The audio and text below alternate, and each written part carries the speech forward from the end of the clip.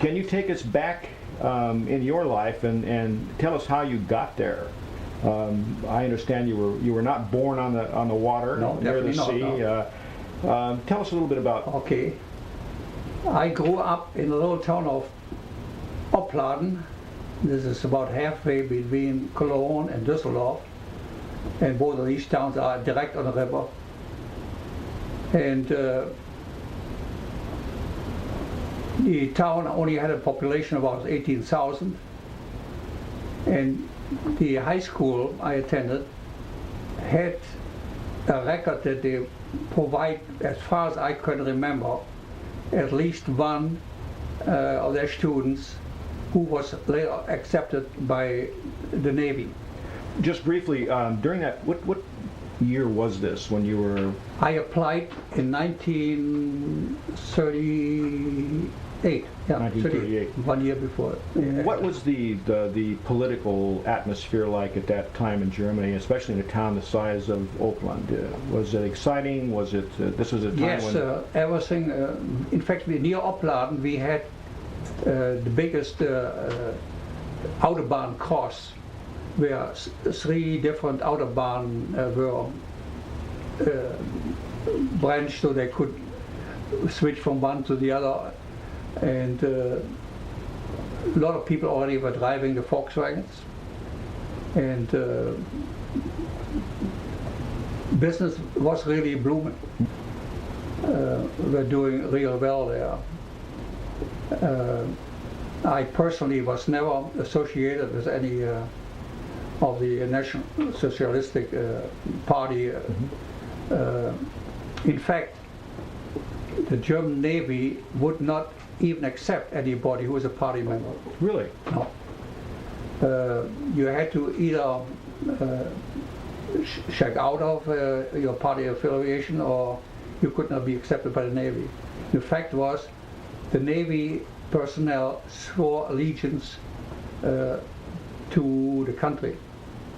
And the saying was, it's the Imperial Navy, the Prussian Army, and I forget now what they call it, the Air Force.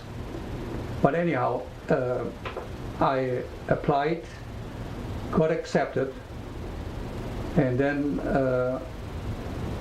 had to make twice a trip to Kiel, North Germany. Kiel, Germany. For one was just physical test, all kinds of physical demands put on you, and the next test was for almost a week, psychological testing. Can I ask you a question? Yes. Knowing what you know now, would you have done the same thing? Knowing what the war would bring and the amount of casualties in the submarine service, even though you weren't one of them? I tell you, I don't know. I don't know you would voluntarily. Yeah. I don't know. I cannot answer this. Yeah. But I don't regret that I did. The war broke out. This would be on September of 1939? That's correct, yeah. They loaded us on a train to Trier. They bussed us to the front, and we were just plain opposite the French lines, what we called at the time the phony war. The phony war. And that was the Maginot Line, or? Not the Maginot Line. That was yet, not the Maginot. No. But still it was, we physically could see the French and physically they could see us, yeah. But there was no action of any kind, yeah. And after about a week being in the labor camp, I got notice from the Navy to report to Stralsund. That was the basic training every soldier had to go through, except that we probably resembled our training, resembled more what you have in this country, the Marines. Very, very tough sergeants running the show, and I don't know how many miles we called, or make push-ups, what have you. Anyhow, this was actually a weeding out process. The Navy, I don't recall for sure how many, but quite a few got weeded out. The war had been declared, yet it wasn't being fought. And Germany was enjoying a lot of success. What was your feeling of how this was going to come out? The Navy, not at this range yet, but later on when I got already as a cadet on a battleship, there were contacts, or they voiced opinion. The war, we are not equipped to fight a Navy war. As I understand it, some naval people said that they were at least 5 years That's before. right. That's right. Yeah. It was 5 years too soon. So they forced us into something, but I guess the push was on mainly by the Air Force. Oh, we can do anything. We don't even need a Navy. We can do anything they can do. Yeah. Mm-hmm. But it didn't turn out to be that way. After I finished 3 months on in Stralsund basic training, we were shipped by train to the Western Platte, which is the harbor to Danzig, which is now called Gdingen. Was this is after Danzig had been taken then? After Danzig had been taken, yeah. But and I was there were 2 school ships, the Schleswig-Holstein and the Schlesien, and I was assigned to the Schleswig-Holstein. By the way, the Schleswig-Holstein was the unit that fired the first shot in World War II. At Danzig? Not at Danzig, no. Danzig was still German at the time. No, it was neutral. no, it was German. Corridor. Danzig was German, but the corridor was okay. We consider the Danzig corridor. Yeah. Okay. I understand it was very adverse conditions, weather conditions, and you had to learn a multitude of things. Can you give us a brief story of what the things that you were required to do during that winter? The main training was to be making the ship a warship. That means we had to train to be operating the guns. We had 2 dual 28 centimeter guns, and we had on each port and starboard side each 5 15 centimeter guns. Were you trained on all these, or? No, we were only trained on one or the other. Mm-hmm. And I was trained on the 15 centimeter gun, and I was on that followed the elevation of the gun. Mm-hmm. You went eventually back to Kiel. Yeah, eventually we wound up back in Kiel. Needed some dock work, dry dock work, and that was different. By the way, each gun detail lived right with a gun, and we had our mattresses strung up, which had to be folded in a certain way that could be served as used as a life ring. Anyhow, that night it was my job to fetch the food for the 12 people in our group. Mm-hmm. That meant you had to go 5 stories down to get potatoes, somewhere else to fetch whatever meat they had. It was quite an undertaking. And besides, you had to, after it was all done, wash the dishes. And I must have been a little bit high-spirited or whatever. Anyhow, I forgot that we had big spigots where the wash water, it could be dumped right in it. Mm-hmm. And as soon as I started dumping, I heard a clang, clang, clang, clang. 12 forks, 12 knives, 12 spoons, they went down. And there had only one place to go on, underneath that battleship. They were actually in the water? In the water, yeah. I mean, no, but what I did next, I knew I did not want to write a letter that I wasted government property. Mm-hmm.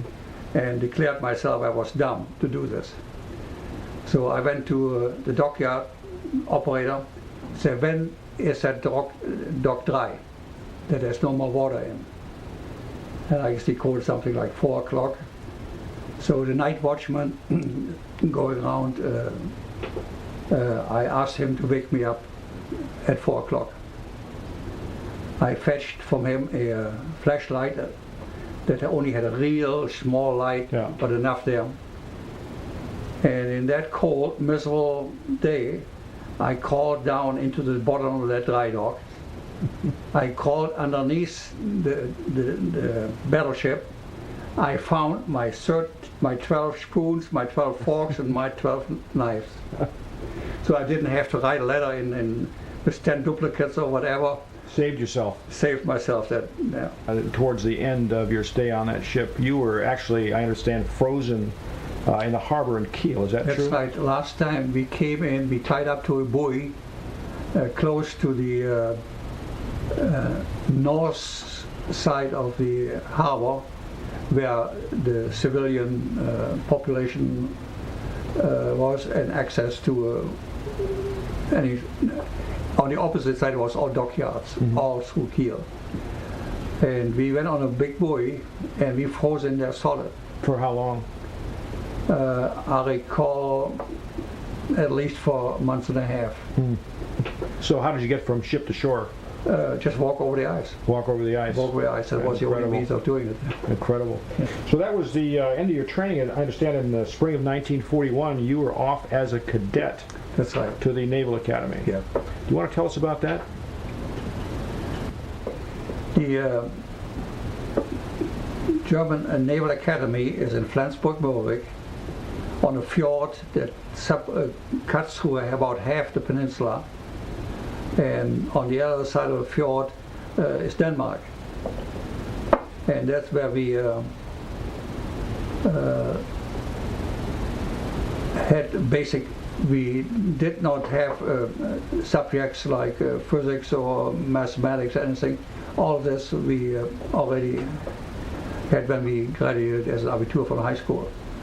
The training was navigating, terrestrial and astronomical navigation.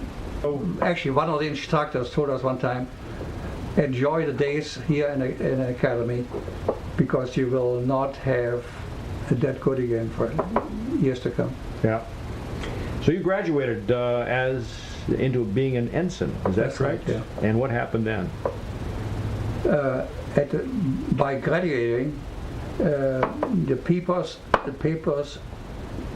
that you have now a master's, you are master, all ships, all seas, all tonnage. That doesn't mean that somebody would give me a battleship to operate or so, but you had the qualification to do it. Yeah. The next thing I had to go to the East Baltic, where they had some old 250-ton submarines for one purpose only, after they had been mainly served as mine layers. Were these the submarines they call canoes? That's that correct, were very yeah. small? Yeah, very 250 tons, yeah. And again, like on a battleship, we had to, as an officer, serve on every position that anybody on board at any time had to function on. The main reason I would never be fully qualified to start a diesel engine or a lot of the equipment, but I had to do it at least once, so I was familiar. Nobody could tell me later on big stories. I had been there and I had done it. Yeah. Let me back up just for a second. Yeah. How did you get into the U-boat service? What, did you volunteer or? No, I was ordered. You were ordered. In those days there was no volunteer anymore. Okay. They looked at your qualification and your makeup and decided he will fit on the submarine. Okay. What was your reaction to that? Did you want to do something else? No, not particular. I was quite happy with the submarine. Was, just out of curiosity, at this point in time, was there the amount of casualties that the submarine service I know later took, where I think it was something like 2/3 2/3 casualties. No, in those days yet, the submarines did real good, except they didn't have enough submarines. Right. I understand that the war started with something like 10 or 15 submarines in the Atlantic, which hardly adequate. And you graduated. And I graduated. And you became, what was your rank at that point after you graduated? I was still not, I didn't become officer until this hour 511, at the commissioning of 511 I was still not an officer? Not a commissioned officer, no. Well, let's go on to that then. Let's find out what your first assignment was. Okay, I got word from the Naval Bureau that I was assigned as second mate to U-511. And where was the U-511 at this time? It didn't exist yet. Great command. I was the first officer, in fact one of the first men assigned to it. And I had to report to the naval office in Hamburg. And they gave me a voucher that my home would be Hotel Landungsbrücke. Landungsbrücke is where the main love boats and the ships tie up and ride above it up on a hill. There was a hotel, Hotel Landungsbrücke. That's where I was housed, and as the rest of the officers came, they were all housed in Landungsbrücke. Personnel was housed at the dockyard itself. It was by ferry about an hour downriver, the Elbe, right across from Blankenese, a very famous suburb, because that's where probably you could find more retired captains than anything else, but than anywhere else. We would make that trip in the morning by ferry. When I got there the first time, there were some engineering personnel, soldiers already assigned, but not the chief officer, chief engineer yet. And they had two parts.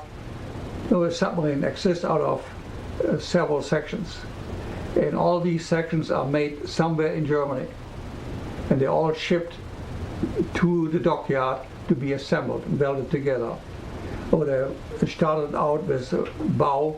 It had the torpedo tubes in, it had all the plumbing in, everything that was attached, and the wiring, everything. The next one would be the petty officer's compartment, and between each compartment you had a lock, so you could shut actually the compartment off. Then came the officer and radio shack at the captain's quarters. And then the central station, for the central stations, the diesel compartment, the electrical engine compartment, and the aft torpedo room.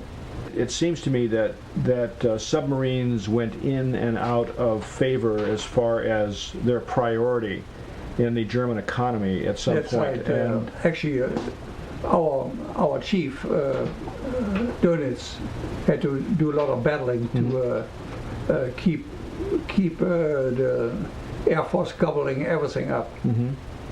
That was a constant battle, wasn't it, for resources? Yeah. And I think Goering, who was the head of the Air Force, had an inside track to... Yeah, he was, he fought with Hitler to Hitler come to power.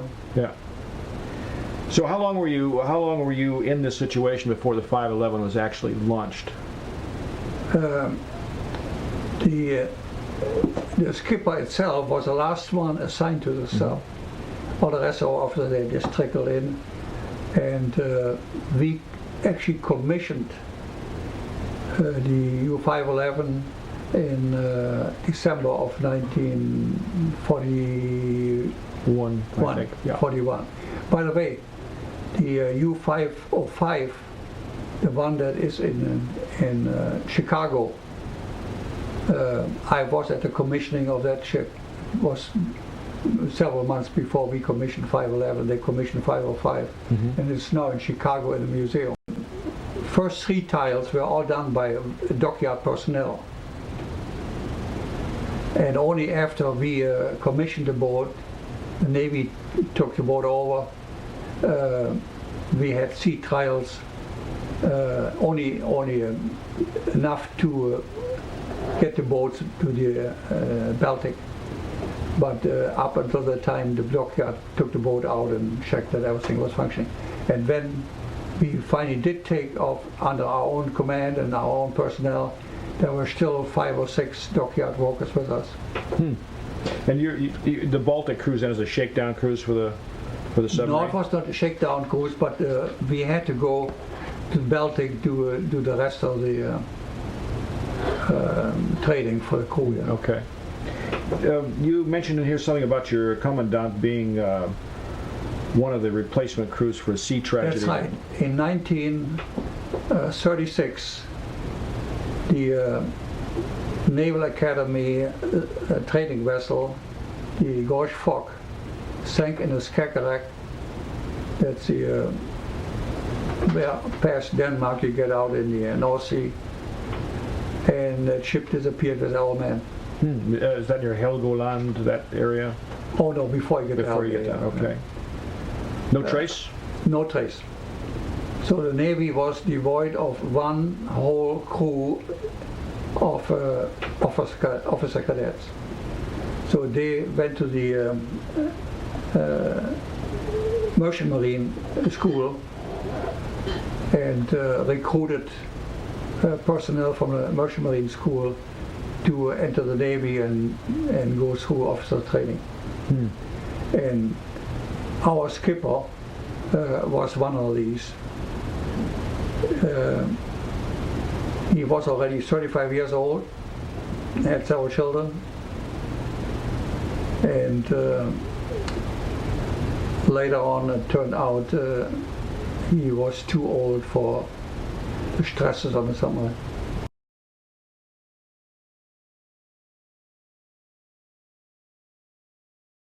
Henry, you were on the Baltic cruise in November, December 1941. It was a training cruise in the Baltic. Can you tell us a little bit about that, about how the ship functioned, how you dived, what the crew did?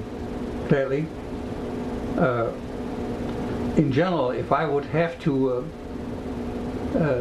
repeat what everybody on a boat had to do in that period of time of 40 seconds, that was our goal to get down to 40 meters, I probably have to spend considerable time to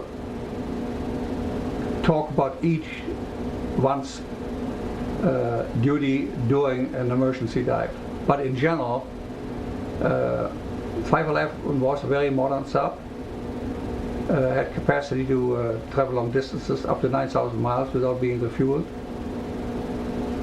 And it was a double hull construction. The double hull construction gave the benefit that the fuel tanks were outside the hull.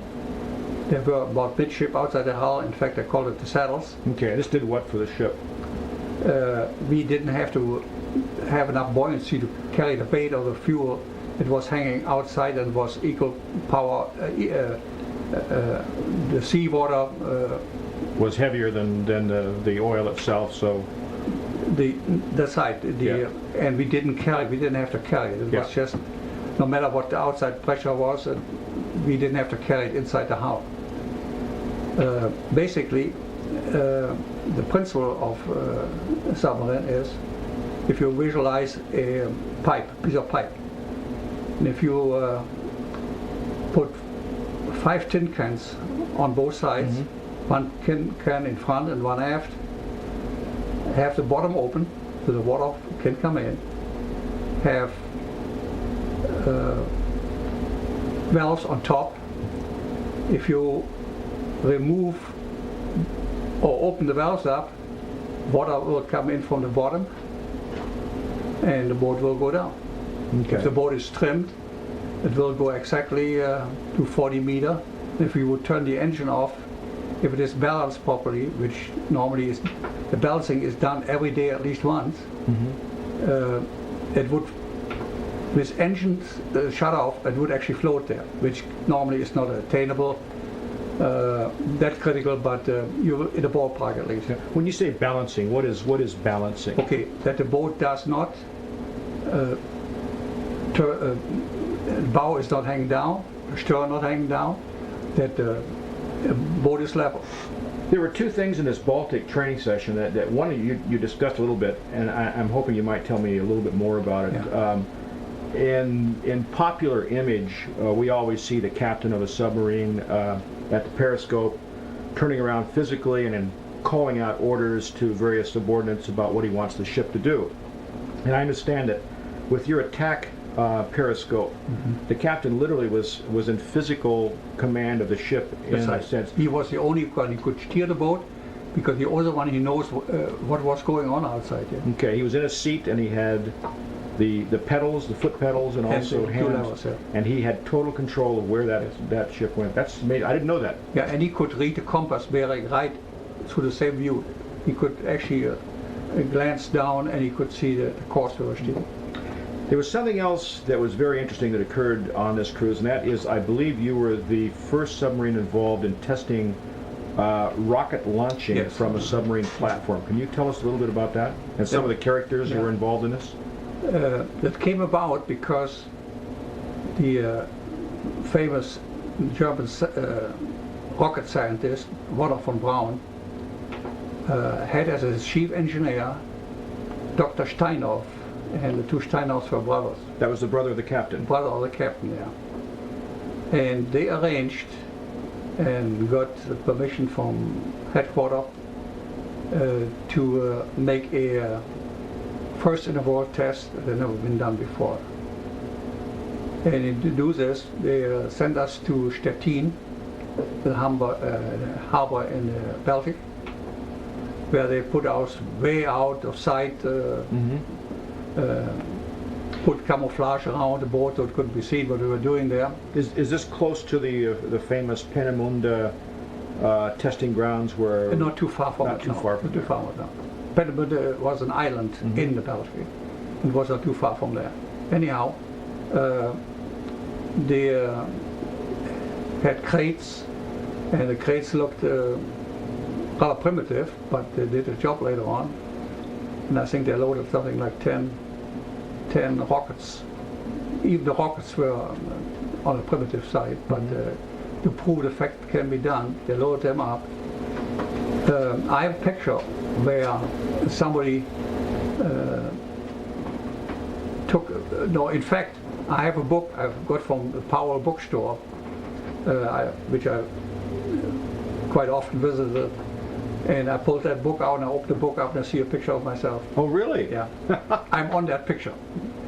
And I was still on watch, so I was standing higher so I could look forward and aft. But on the picture is von Braun, Dr. Schneewind, and our skipper. You bought the book, I believe. I bought the book, yeah. Then my watch ended, and first mate went on watch. I got permission from the skipper to get on the observation boat. So I actually was a witness of the first rocket come breaking the surface of the water, arcing and finally coming down beyond the horizon. Before we leave this Baltic cruise thing, do you recall what occurred as far as why didn't rockets succeed in being launched from submarines on a regular basis? My personal opinion is nobody in the hierarchy of the Navy had any concept that they had a valuable Foresight. And when they finally did get it, it was too late. Yeah. After you returned from the training cruise in the Baltic, how long were you in port refitting until you went out on your first mission? At that time we were tied up at a dock where the crew actually could sleep on shore. There was barracks on shore, so we didn't have to take turns like we would on a submarine. And by the way, let me, on a submarine, the seamen who had the most critical job in all kind of misery, sitting near the top side and making it safe for the rest of them by spotting and being alert at any second. They had 4-hour watches, all mechanical. The axial engine, even the torpedo, the radio operator, they had 6-hour watches. They actually, I didn't realize they actually slept in shifts. Yes, so a person didn't have their own bunk. No, It was a shared. they were hot-bedded. That means one got out of the bunk and another one crawled in. Mm-hmm. The main reason going to Hamburg is the salinity in the Baltic is about 17 thousandths, Mm-hmm. and the salinity in the Atlantic is between 23 and 25 thousandths. How does that affect the boat? Like if you swim in salt water, you know you don't have to paddle as loud or hard than if you're in your swimming pool, because the density, higher density of the water lifts you. So we had to compensate by putting additional ballast in the keel, so the submarine could actually dive. Okay. We wouldn't have been able, just with the ballast tanks, to offset losses. Really? That much difference? Yeah. I was going to ask you that question. What if you had to go from the Baltic to the Atlantic without stopping and had to dive? We wouldn't have been able to dive. You were there about a week before your... No, that was actually less than a week? Just enough to the dockyard to put the additional ballast in. Well, I'm curious. I have to ask you the question I asked you earlier, Yeah. and I want to ask you on camera now. This is your first mission.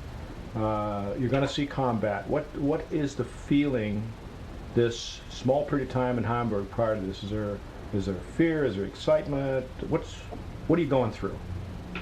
No, actually, in those days, submarine warfare was very, very good for us. We didn't have that many losses, Mm-hmm. and we piled up quite some record of thinking what we were supposed to do. So I personally can only say I had no concerns. Okay, so there's anticipation here. There's let's get on with it. That's correct. Let's go do it. See what we can do. Yeah. Anything else about Hamburg? No, we get ready, and one morning we departed Mm-hmm. down the Elbe River and up towards Norway until we arrived in Bergen. In Bergen we topped our fuel supply off, and then our operational area was the Strait of Lawrence, St. Lawrence. Mm-hmm. And it was a rather unpleasant trip because we were more or less had the ice flows inside. Let me interrupt just for a second. Ask a quick question. Yeah. You say you topped off in Bergen. I assume from that they want to get maximum fuel so that your That's range correct, will be yeah. maximum. What is your range now on the sub, and how many days are you expected to be out there on that particular fuel load? The total fuel supply would normally, by using mainly maximum efficiency, we would could last 90 days. Mm-hmm.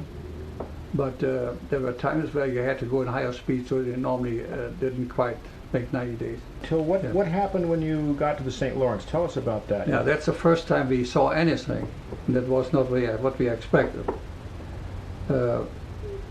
One early morning, for some reason, on my watch,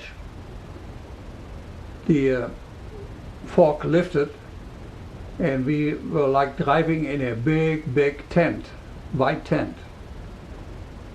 And it was big. In fact, I think from one end to the other, probably a mile across. Mm-hmm. But to our surprise, Canadian destroyer came in the opposite direction Toward you. towards us. Yeah. And we don't know if he saw us first or what happened. Anyhow, we met there. So we emergency dived and went down. And first we tried our maximum diving depth, but safety first. After they start throwing bombs at us, depth charges at us, we went to 900 feet, to about 300 meters. Mm-hmm. And we survived without any damage 168 depth charges. At the first time it sounds like somebody's out there with a shovel full of gravel. So you can hear it. Oh, definitely, yeah. And it sounds like somebody throws gravel against the hull.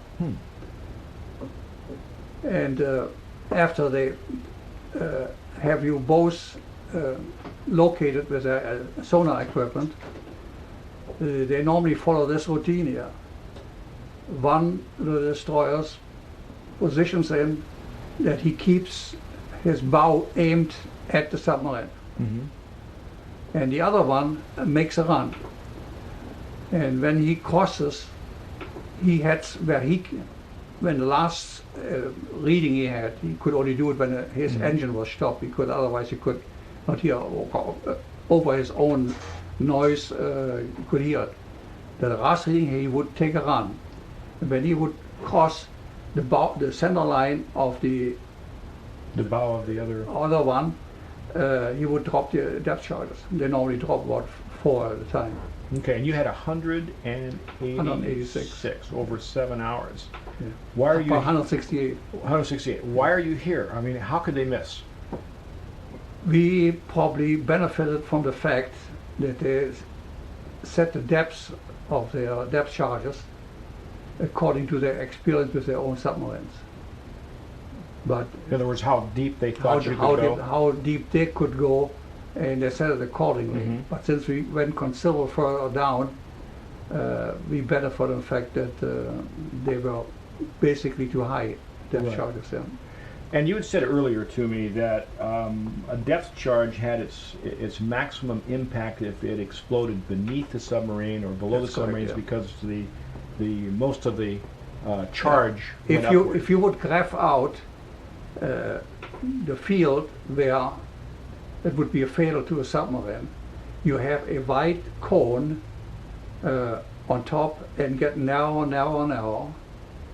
and a cone from where the depth charge is? It would be fatal. Okay.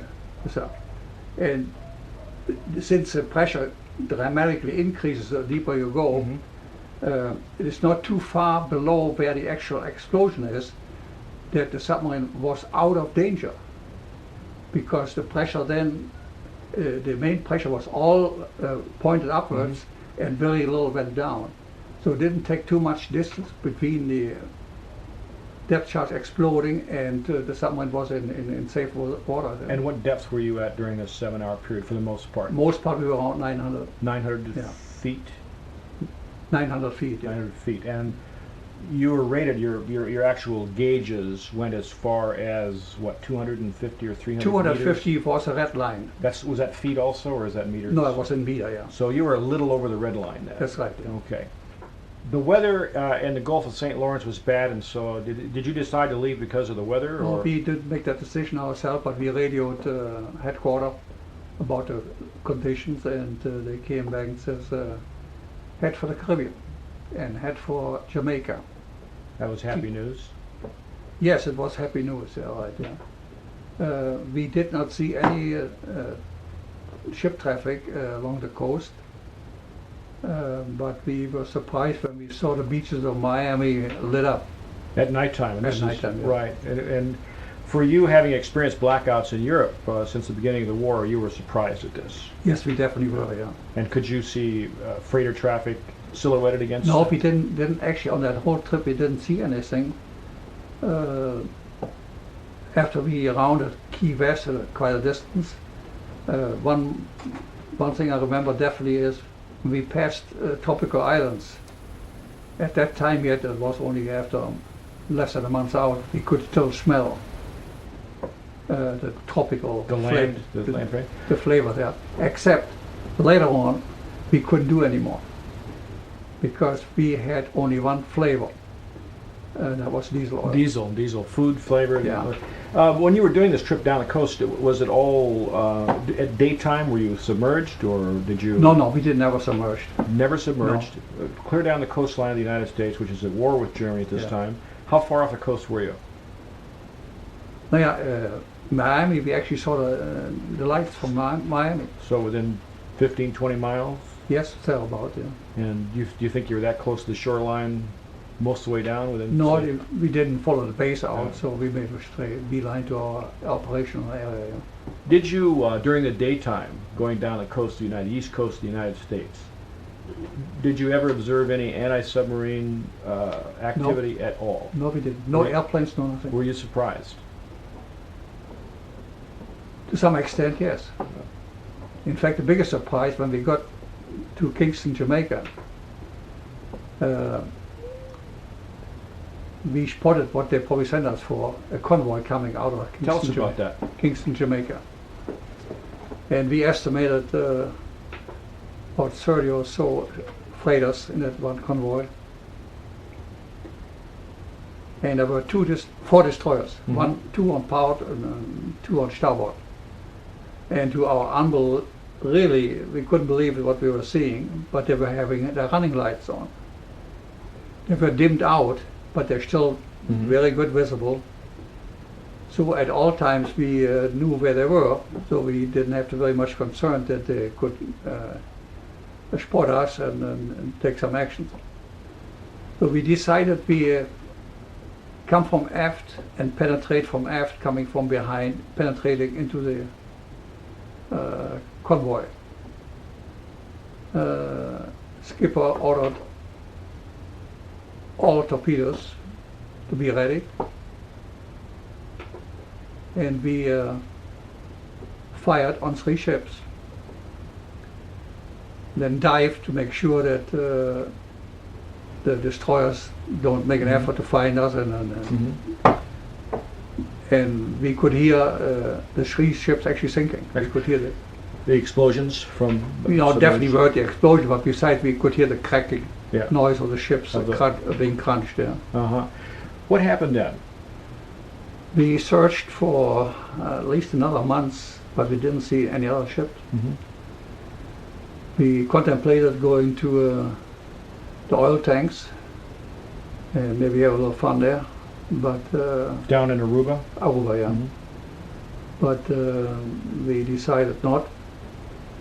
Then we got order to meet a tanker submarine. The Sea Cow. You Sea received Cow. some startling news, I believe, from home. Yes, there was a letter for me that my parents in 4-story apartment in Düsseldorf got bombed out. They survived, didn't get hurt, being in the basement.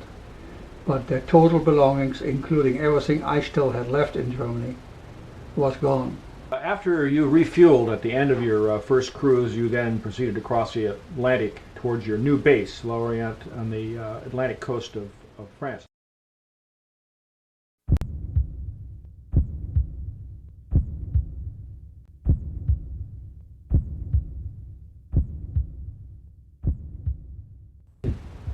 So from there it was back to Lorient and Mission 2.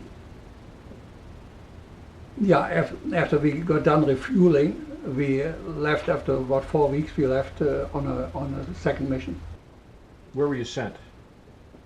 First of all, we had to get out of Biscay, and we already noticed on that trip the increase in aircraft sightings, British aircraft sightings. Now this is in December of 1942, is that That's right? correct. Okay. But we made it, we had to make a few emergency dives, but we managed to get around Cape Portugal, and then we got ordered to go to Dakar. Mm-hmm. This is about a month or so after the Allied forces had landed in about 4 or 5 locations in North Africa. Is that correct? That's right. But Dakar was the main shipping harbor where the troops were landed. A lot of troops were landed, Mhm. and the main access for tankers for bringing fuel. So your mission? After we got past Gibraltar, we actually got a radiogram. When the radio started decoding this, the first thing they would see is the word officer. Which meant? When they received that, they would keep on decoding the whole gram, and then notify me, and I would let everybody get out of the radio room, and I had in my head, in fact there were only 2 people aboard, I had this in the head, an additional entry, code entry. Only the skipper and the radio officer had that code entry. And I would put this additional code into the machine, and only then would we receive the actual text.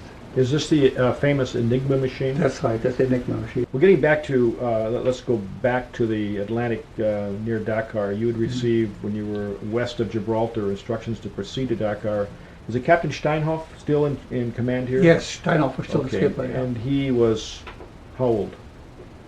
No, he was 36 years 36, old. and he's a former merchant marineman That's right. and a good captain. Yeah, I think you said you learned Very a lot of good captain, seamanship yeah. from him. What occurred at that point? He was married. He had, in fact, while we were on the previous trip, actually we got notice that he just had a daughter. You know, they would fill in just to have traffic going to the subs. They would fill in personally. I can show you some I received from my folks, from different sources there. Until the very last, I got even from my now wife. Are these part of these little short messages that come No, in? no, I will show them to you. Okay. And we had forms there where the radio operator would put Okay. it about that. And we received that he just had a daughter This is while he's on this cruise. while we were on this Okay. trip, yeah. So he obviously could, I mean, he could not get himself, he didn't know what to do with himself. He stood practically day and night and lit one cigarette on the other. An absolute nervous wreck. And where we should have probably spotted the coast at least, not Dakar itself, but the coast. I have never seen the coast of Africa. But he ordered me to send a message back. And what was that message? No ships in sight. In there or in Dakar? In Dakar. In Dakar, and you were nowhere near Dakar. Nowhere near. What was your reaction? Yeah, first of all, that was really unbelievable. And I think I got my first white hair living through these days. And I was the only one burdened with that knowledge. Yeah. No other officer, nobody would carry that burden. Yeah. What during this period of time? How long elapsed from the time you received the order until the time you were told to send that message? Oh, 4 or 5 days. 4 or 5 days. Yeah. And what was the captain like? What was your relationship with the captain? What was going on there? He was getting worse. And I realized there was no way, absolutely no way to get away with this. Because when they send us to Dakar, that can only mean one thing. Some information, some spies or whatever, gave us that message that's full of tankers. Mm-hmm. And he could not go later on. Then we immediately got a message, go back to Lorient. After you had sent the message saying That's there right, was yeah. no. We made it back to Lorient. What did you think when you received that message to terminate the cruise and go back to your home base? I knew they were smelling. Something was haywire. Yeah. And I what- mean, not only smelling, they knew it was haywire. Yeah. What happened? Yeah. He got replaced. We got a new skipper. At the same time, we got a new watch officer. Mm-hmm. How was he replaced? Was he just Uh, taken off? The command? new skipper was Fred Steinhoff. And we got a new first mate. Yeah, when we go into the third section, I will go in detail. But this actually was the end of the mission. That was the end of the second Yeah, the the second cruise. mission, yeah. You'll say something more about Captain Steinhoff later on. Yes, we learned later on. I have books that he committed suicide. And that was a fact. That was a fact. Yeah. Yeah. How long after he had been relieved? This I don't know. Yeah. No information in any books I have that says where that happened.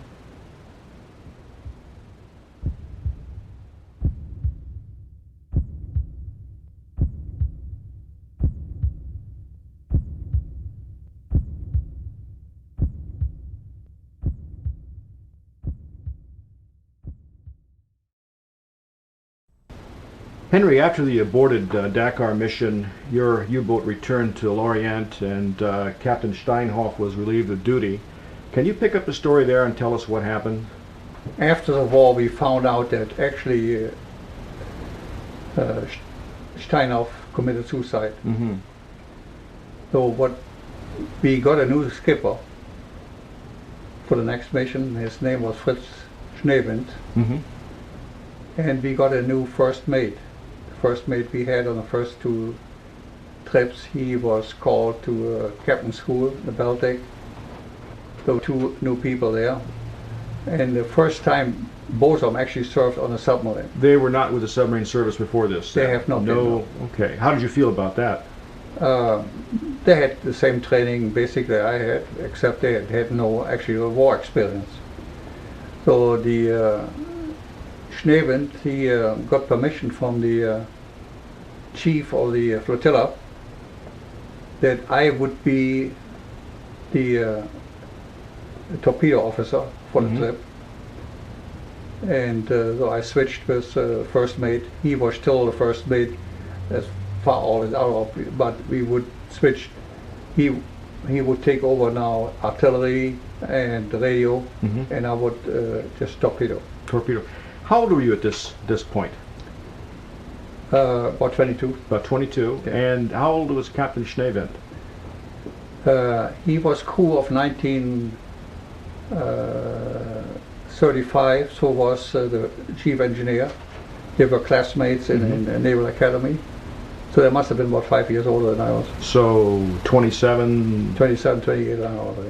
It always seems so incredibly young that your officer group on the submarines seemed very, very young. But more about that later. You got orders to go? Yes, the orders we had was to head for the traffic lanes down the South America coast, and they wanted us to get to Brazil coast and the outlying island of Fernando de Noronha. But about 200-300 miles before we got there, we got an order to stay put and wait until further orders. Okay. On the way down there, by the way, was there any indication to you that the war was becoming more difficult? Yes, it definitely was. Leaving Lorient this time, we had an emergency dive because we received the radar signals that we were pursued with radar. I think 7 times between leaving Lorient and rounding Cape Finisterre around Portugal. But then we had uneventful sailing until we got the order to stop. And so when you received your orders, what were they? The order we received then was that German intelligence reported that there will be a convoy of 15 tankers leaving Trinidad, heading for Dakar with aviation fuel. Okay, now this is March of 1943, so the North African operation of the Allies, which began in November, was taking much longer than originally thought, was much more difficult than they thought, and the aviation fuel then was going to supply this effort in North Africa. Yeah. After we received the order, everything came to a standstill because a monstrous hurricane was passing us from the west to the east, and I have been in a few before, but this was multitude of ferocity, that hurricane. Unbelievable waves and swells. The only protection you can take is to angle into the wave instead of straight on in. By doing so, you're increasing the distance between the passing waves, and you would at no time actually support the boat on 2 points. But the end result is that the boat rolls Mm-hmm. The rules, since the submarine is not the most stable boat vessel to begin with, this was exaggerated, and it was so bad that it was almost next to impossible to get sleep. The first thing we found out that or we expected it too, that the convoy did not leave Trinidad, because they knew, but we knew that the hurricane was coming across. But eventually the boat that was dispatched to be right outside Trinidad, and its mission was to not to do any attack, Mm-hmm. not be seen, but report position. And he actually reported the convoy had left Trinidad. Then we got order to go to a certain position, and they arranged the position in such a way that we actually were in one line to intercept the oncoming convoy. So it's kind of like crossing the T, the famous That's correct, naval. yeah. The convoy had to come through the middle of this. Right, and everyone would have a shot straight on at it. From what happened next, we had to assume that we were the most northern sub in that line. But then the last night they shifted us east, so the convoy would pass us about 2 hours after sunset. And still on the way to the new position, we spotted a ship that was heading north. Mm-hmm. So we decided to take care of that ship first, and it turned out to be a freighter of about 7,000 tons, coming from South Africa, loaded with mainly food supply for Britain, going to Liverpool. And we fired 2 torpedoes at it. The ship sank rather rapidly. We approached the lifeboats. We found the name to be the William Wilberforce. And the fellow who was a helmsman at this time, he found later on a way of contact me, and we had some nice correspondence for many years until he obviously died, and then we lost it. When you encounter crews in lifeboats like this, what happens? Do you help them, or do you? Now they were all in good shape. They claimed too they had no losses. So they were not too far from African coast, and they were in the main traffic line going to England, so they probably had a good chance to be picked up by somebody. Yeah. Besides, the question is, why do they even give you all? They actually more or less volunteer that information for the fact that somehow German propaganda might report so many tons of sank, and roughly in what area, and they feel they probably could benefit from this report of the German broadcasting. Yeah. Well, having done the William Wilberforce what happened next? Then our job started to chase after that convoy. Now this is 15 tankers. There were 15 tankers and in that several convoy. escort destroyers. That's right. But it didn't take us long that we saw the red glare of the burning ocean, and from then on we did not have to do any navigating. We just chased from one burning ocean to the next, and in the process of chasing we almost had a collision with a German submarine that was actually square to us, reloading torpedoes from the top, but we managed to took maneuver to get around him. We never heard later on who it was that we almost hit there, but quite an experience too. Meeting at sea. Yeah. This must have been a night of horror for those who Yes. died on the tankers. Yes, I to this day I have high respect for anybody that served World War II on a tanker submarine, especially with aviation fuel in. It doesn't take much imagination to visualize. Even if you get into a lifeboat, you're still not safe. By the time the oil spreads for square miles, how do you escape? Yeah, so they earned my A respect. sea of flame. Yeah, And this went on all night as you that's right. chased the remains of the convoy. That's right. But we never quite caught up until the first color in the east told us the new day is starting, and we were still in not a very good position. And we could not believe that the convoy didn't spot us. They must have been so blurry-eyed from the experience of their night that they couldn't see straight. Otherwise, they should have. So we pushed and pushed, but we couldn't get any more out of the engines. So finally, Schneewind, he made the decision to attack.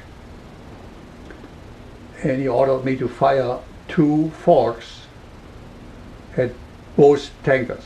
So that would be a fork of one at one tanker and a fork of Fork two, on and then one a fork and of a two fork at of the the other, other, yeah. other tanker.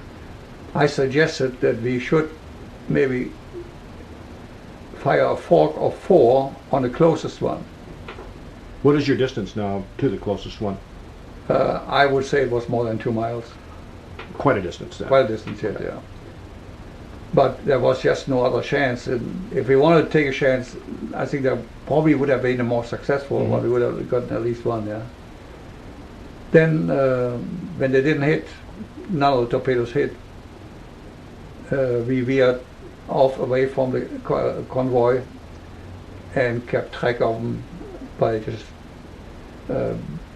trying to move ahead of them. They were going at a good clip. They probably had to go fast. And our top speed was 19.8 knots, so we could barely keep up. We sure had to get clear in front of them to have a chance of attacking them. Yeah.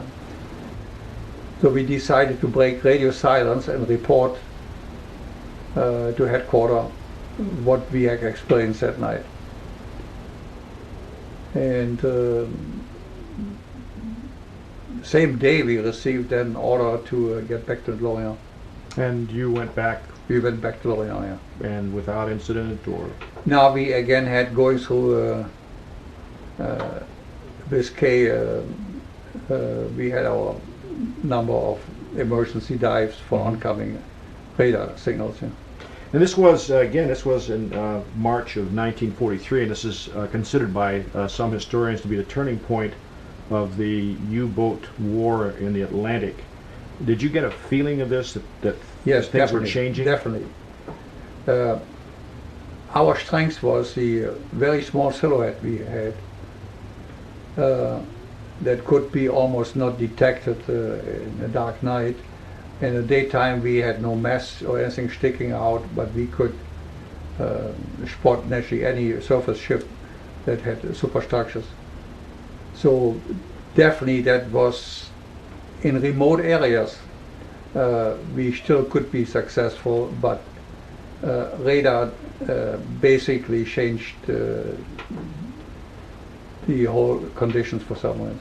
Were you aware of the amount of losses that were being suffered? Yes, I mean not in exact figures, but Right. We knew that they were not the glorious day we had a year before. You know? Henry, after the last trip, returning to Lorient, you received news of a new assignment immediately, which is rather unusual, and given 2 weeks liberty. Can you tell us about that? Yes, we were told about some lengthy preparation to make a trip to Japan, which was astonishing to us. Get all the way to Japan. Were you given any details on it, why you were going, what was... Not at this time, we didn't know any detail. But the thing that immediately happened is that we had tailors show up. They would make everybody measure by uniforms and khaki uniforms for the tropics. The chief engineer, he had a big job on hand. he had to take all his ballast, steel ballast out of the keel and replace it with a metal flask full of mercury. Mm. So that was a major job for him to calculate how much he needed. Why mercury? Obviously that was in high demand for the Japanese, and I don't know any particulars about it, but anyhow our whole ballast was nothing but metal flask with mercury in it. Hmm. Interesting. Well, it seems you had about 2 weeks liberty, and aside from getting your new uniforms, I think you have a very incredible story to tell about those 2 weeks. And after our first trip, and I had home leave because my folks were bombed out, I mentioned that I had to, in order to get back to Lorient, I had to change trains in Brussels, in Belgium, mm-hmm. and change again in Paris to get back to Lorient. The detail of this was like follows. Normally, the trains had in the middle of the train, they had one big one car that was part first class and part second class. And as a officer, I was entitled to travel second class. But when I opened in a darked out railroad station, the door to one of the compartments there, I realized I must have been in the first class already, because there was somebody there who had more gold than he had to be a general or something. Even in the darkness, you could see. In the dark, I could see there was too much gold on him. Yeah. So did you beat a hasty retreat at that point? Not hasty, but I apologized for intruding here and tried to withdraw. And he said, "No, wait a minute. I want you to be my travel partner until Paris." Did you know who this was at the time? No, I didn't. Okay. Then he introduced himself as the commandant of Paris. This General von Stubnacken. I introduced myself, and going immediately, he seemed to be highly interested, hearing from a submarine officer how things were going and some of the experiences. Then he opened up to tell me a few things, and immediately I was surprised that he was talking in telling me things I preferred not to even hear or know. Yeah, was this dangerous on his part to open up to an unknown person? I cannot say it was outright dangerous, but I shouldn't expect from a general to hear condemnation of some of the official tactics. Mm-hmm. But he gave an example which changed my mind a little bit, because what he was telling me I agreed with. He gave me one example. He said when he was in charge of the troops that was heading for Paris, we only had one goal: to get to Paris in a hurry, and they did. But he said the one unit that had a different interest was the Waffen-SS. Now tell us what is the Waffen-SS? Started out as the bodyguard for Hitler and his higher ups. And later on they formed their own military unit. So they're elite units. There was a unit, yeah. And they had the best and most elite of personnel they could possibly find. And he gave the following example. When we were heading for Paris, if there was a hill with some fortification on top, we just would go around it, maybe place a few people down below, and when they ran out of food, they would hoist the white flag and they would come down, and that was the end of the story. Mm-hmm. But Waffen-SS, they would storm that hill, had considerable losses, but they made headlines in the newspapers and on television, not television, on radio. They had done a glorious deed again. Mm-hmm. In fact, basically it was foolish. Yeah? Mm-hmm. I could not but agree that the story he told me this, yes, made sense to me, but still I couldn't believe that he would be so open and talking about it. Mm-hmm. To a person basically he didn't know. That's right, he didn't know, yeah. Yeah. So you got to Paris, and what happened? Before we parted in Paris, he He said, if you ever come through again, look me up.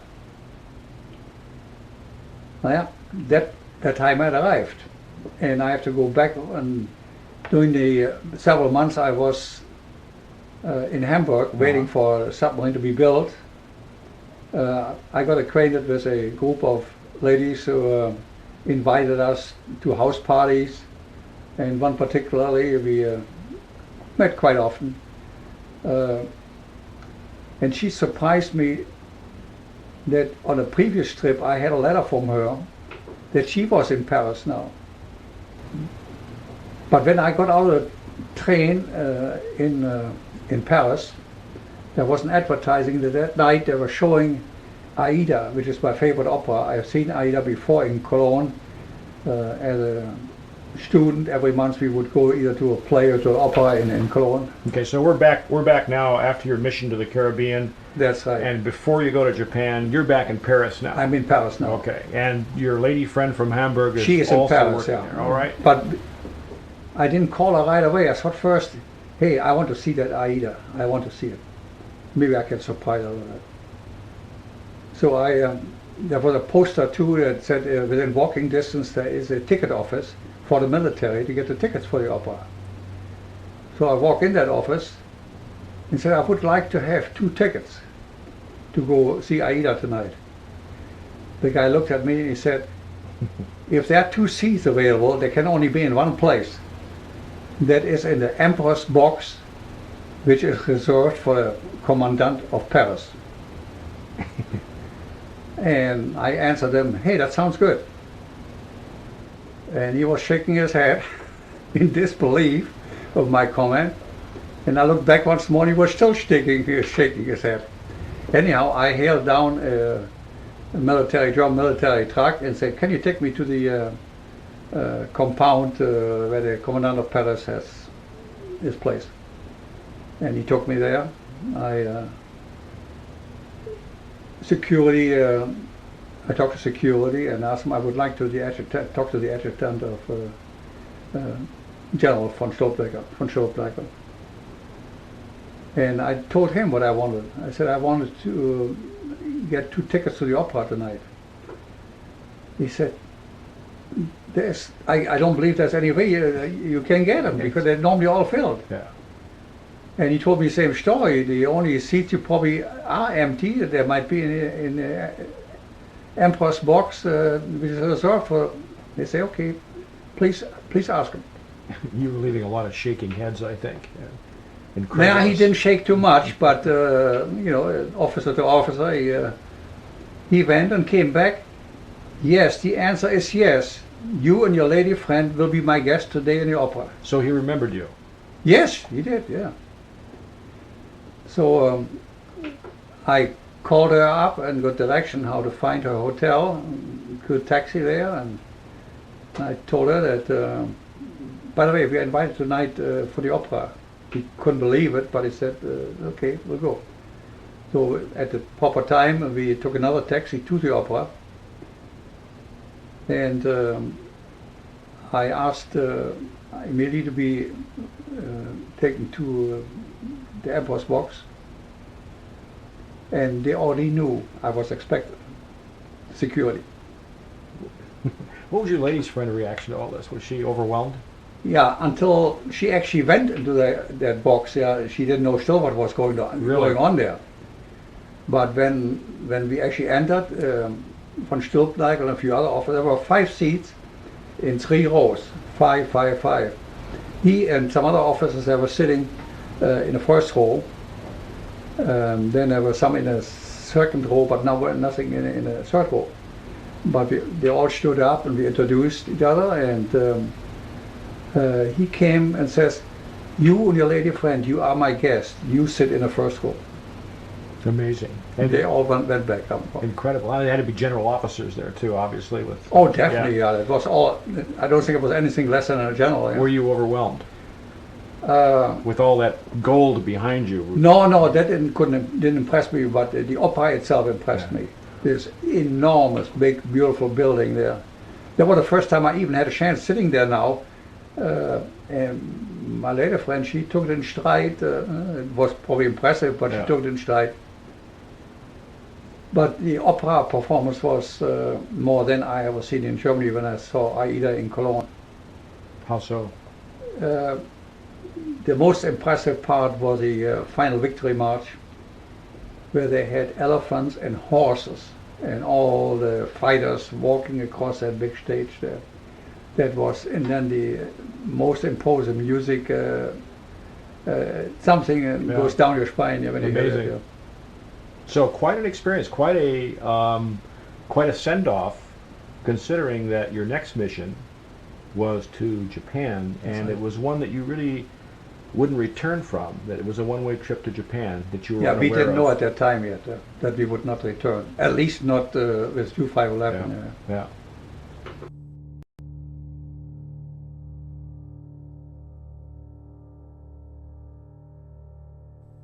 Henry, we've got you back in Lorient after your Liberty in Paris, and I want to talk to you about the preparations for this journey to Japan, one from which you will not return during World War II. But before we do that, one more aside about the Commandant of Paris. It's an interesting footnote, a sad footnote to this visit that you had with him. I was not surprised to learn later on that he was one of the group of generals that plotted against Hitler and tried to have him assassinated. I was not surprised that he was part of it. That based on your conversation with him? With him, yeah. And others were involved also? Yeah, another member of that group was the Desert Fox, Rommel. Mm-hmm. Except he was probably the biggest German hero they had, and they could not afford to have him executed, so they gave him the choice to take some poison and at a state funeral. Hero's death. Hero's death. Yeah. For the public, but not so with the Commandant of Paris. No, he was executed. Yeah. Well, that was a sad footnote. Getting you back to Lorient and in preparation for this long journey to Japan, can you tell us what happened there? We saw actually a convoy, mm-hmm. but we were not allowed to tangle with any convoys because they had destroyers and escorts, but we were allowed to attack single ships. Again, we had discussed earlier about how the submarine war in the Atlantic had become more difficult for the German Navy. Was there a sense of relief? Personally, yes, I thought if we had any chance at all of doing still some good, it would be out of the range of enemy enemy airplanes. And going to Japan, we didn't expect having any problems with airplanes. Yeah. In fact, once you approached the equator, you were essentially out of range of aircraft. Yeah. And what did you do to celebrate that event? Now we have the typical baptism, equator baptism. That's the King Neptune. His Neptune and his wife, mm-hmm. and his helpers. And the one who hadn't made the crossing, they had to go through the ritual of. They concocted some kind of a brew. I don't know exactly what was all in, but I definitely know there was some kind of a diesel oil in. Yeah. And if you refused to drink it, and one of the helpers, he would come with a broom and whip you until you had it down. Anyhow, it was in good humor, and we had a good time doing it. Well, now you had some very interesting VIPs on board this ship. Yes, we did. Can you tell us a little bit about them? And I'd like to know if they were forced to join in on the King Neptune party. In fact, I have pictures where even the old man, the future ambassador we took to China, mm-hmm. That was Dr. Werman. Dr. Werman. Right. He must have been over 60 when we had him as a guest. We had 2 engineers with us. They were jet engine mm-hmm. scientists. They were on loan to Japan because they wanted to start their own jet engine mm-hmm. program. And we had a Japanese Admiral Namura. I got very well befriended with. You're being asked not to attack convoys if you see them, mm-hmm. so you're not placing yourself in danger. You can, however, attack single The ships, and I yeah. understand you did meet a ship in the Indian Ocean. Yes, after we rounded Cape of Hope, Good Hope, South Africa, we were below the equator. Mm-hmm. But in order to get where we wanted to go, to Pulo Penang, our first stop, and then Singapore, we had to get above the equator. And that took us close to the island of Madagascar. And one morning on my watch, we spotted a ship mass coming over the horizon. And we went in front of the ship by keeping the mast just the same height above the horizon. And when we had them in line, the two masts, we could already put his course into the computer as 180 degrees. He'd never vary. Perfect 180 degrees, he steered all the time. We figured if we dive now, it will take us about 2 to 3 hours before he will be coming by us. So we decided, oh, that's time for the ongoing watch to have their lunch, and the outgoing lunch has lunch. And we bring periscope up and see what's happening. And exactly about that time when we calculated, there he was, coming towards us. He gave me a command to fire. Fire 1, then fire 2. He said, honey, take a look. Look at that crow's nest. And there was definitely a fellow in a crow's nest. He took it easy. Taking it easy? Taking it easy, yeah. And after the torpedoes got fired, actually the chief engineer, his main job is to keep the submarine from breaking to the surface, because he had to immediately put 4,000 pounds of ballast in. To rebalance the ship? To rebalance the ship. So he normally oversteers with the depth rudders, he oversteers, and that brings the periscope below the surface. So by the time actually the torpedoes hit, we did not see either the explosion, but within seconds, periscope came up. Again, the skipper said, see if you can spot him. I cannot spot that guy. Now, we waited until the ship sank rather rapidly, stern first. We waited until it was down. Then we surfaced. I went on deck and we spotted right away which boat. There were 5 lifeboats. Fairly good sized lifeboats, looks like perfect shape. And it turned out later on they had even auxiliary motor get into a harbor. They had a sail, and talking to the skipper, he assured me that they had provisions for 30 days and that everybody was accounted for. This is fairly standard now. After a sinking, if you can, you surface, check the survivors, get information on it. In fact, I spotted right away in the same boat with him one person. He obviously had awful burns in his face. Since we had a doctor there, I offered him if we could let the doctor look at him and maybe help. No, he declined. He said we have some first aid kits ourselves. The way I found out later, he did not survive that night. And he was wrong. There were 2 people in the engine room that didn't survive either, didn't come out. He probably hadn't made a head count yet. And how did you learn this information? I learned that naturally after the war. Okay. But it was a story that we'll tell when the time comes. So we told him that he's only about 50 miles from Madagascar, and we were hoping that he would make it to Madagascar the next day. But later on, actually, we found out he didn't make it. Didn't. In fact, it was, I understand, quite a precarious position that they could have theoretically gone clear to the South Pole with the currents that were... That's right. The current was so strong that prevented them to actually sail or motor. They didn't have enough gas to motor any long distance. But row and sail to make Madagascar, the current was too strong. heading south. In fact, they were even questioning if they would make it to Durban. Mm-hmm. There was another 200 miles to Durban, north of Cape of Hope. Though they were afraid if they don't see us between now and then, we might wind up at the South Pole. Yeah, on the Antarctica. Yeah, Antarctica. But they were spotted. They were spotted, and they were all brought into Durban. Yeah.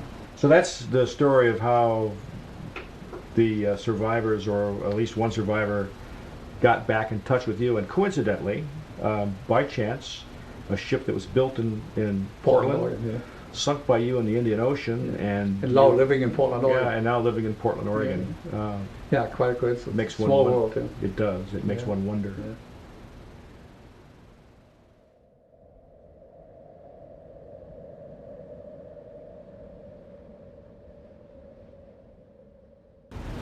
Henry, after the sinking of the Sebastiano Cermeno, the U-511 continued on its great circle route towards Malaysian coast. Did anything else happen on the trip? No, we didn't have any sightings or any other interesting happening until about a week later, when we spotted on my watch a dark shadow. It was on a Friday night, and almost immediately I realized that ship was zigzagging. So this told you that the ship was not Japanese, not German, but... No, it was definitely a hostile enemy ship. And we never will know why, but when we made our run on this 12-minute course he was on, he started turning towards us. We never know if he saw us or had a radar frequency we didn't listen to or couldn't listen to. But that we changed our opinion there because he didn't go far enough. He just made a minor course correction. So we reasoned either helmsman fell asleep or he was changing at this moment the hourly plan for the zigzag. To a new pattern. To a new pattern, yeah. So what did this cause you to do? He's coming towards you, and what happens? He's coming to us, so we had to turn against him.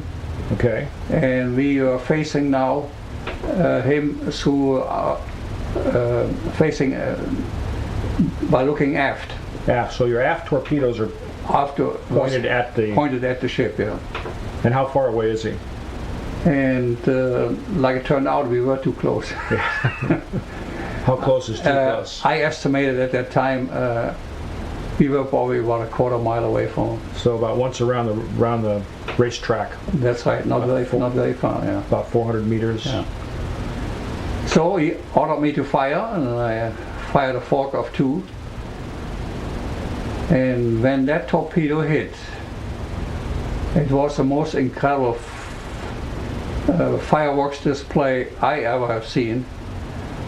But by the time the explosion hit us, the percussion from the explosion, we were all knocked off our feet. The one who were on the conning tower, and it took I don't know how many seconds, but it took a short while before we all came to and out of the daze we were in. And assessing, the first thing we did, all stations below reporting possible damage. Was there anything left of the ship? Could you see anything at this time? No. Zero. No fires or anything? No, nothing. It's gone.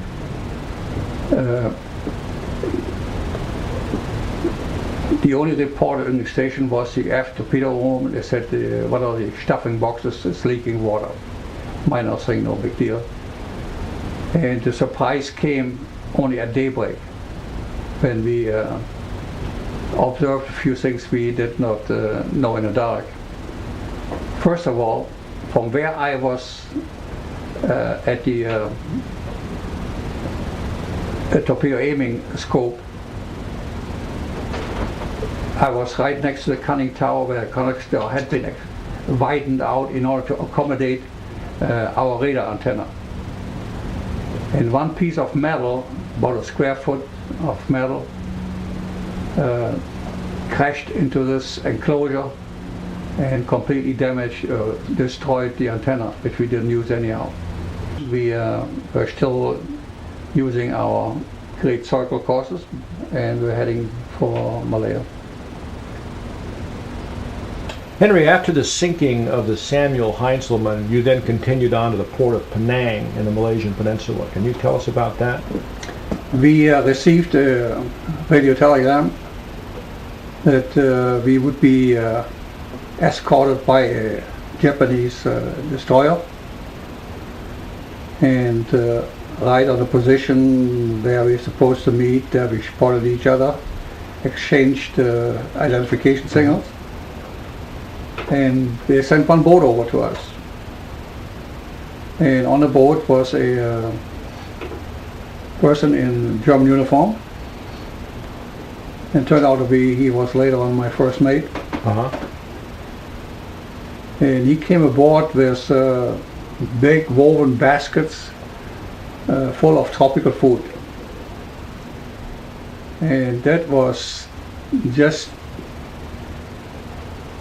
unbearable not to dive into. Well, you'd been at sea how long by this time, since you left Lorient in France? Close to 3 months. And this time you spent in Penang was how long? I think less than a week. Less than a week, and you were guests of... We were the guests of the Japanese Navy. Did they treat you well? Yes, they treated us extremely well. And we were fortunate that actually Penang was administered by the Navy and not by the Army. What would the difference be? We learned later on that if the Army and the Navy could have fought a war into each other, they probably would have.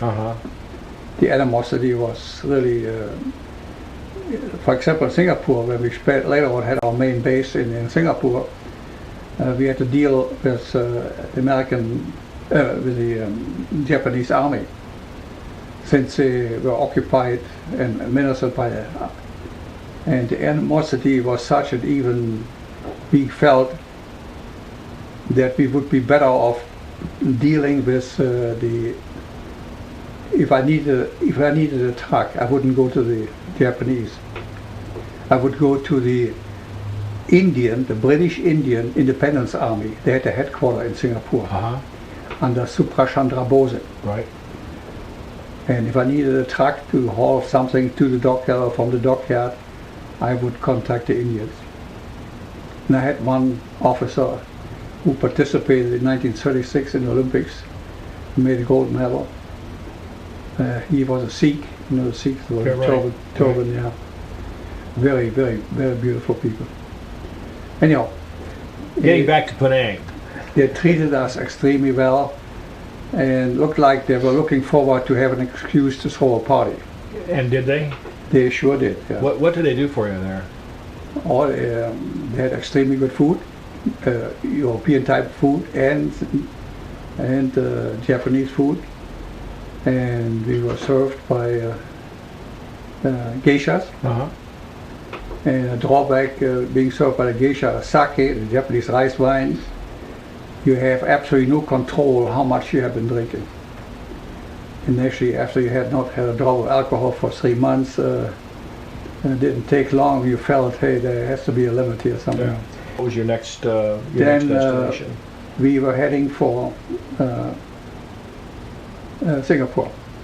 We had escort partially. We had some airplane escorts. We did not stop in Singapore. We just went over the west, and we passed the west entrance to Singapore Harbor, direct into the Singapore Strait. And then the escort stopped and we were on our own. And you're in the South China Sea at that point? We had from the Japanese Navy, we had a plan which they urged us to adhere to, because they would report our whereabouts, and if there would be for some reason any dramatic difference, if we could not make a position, we were supposed to report and they would adjust. But the strange thing happened about halfway to Japan. We were passing convoy, and there were This is a Japanese convoy? Japanese convoy. And there were mainly destroyers and other vessels, but one tanker. And we couldn't believe it. All of a sudden the tanker started firing with a rather big gun at us. At you? At us, yeah. And He lucky enough he missed. And then they sent a boat. uh-huh. And if they wouldn't have spotted Admiral Nomura, our guest, Uh-huh. we probably would have had trouble. But they, as an excuse, said they didn't know we were there.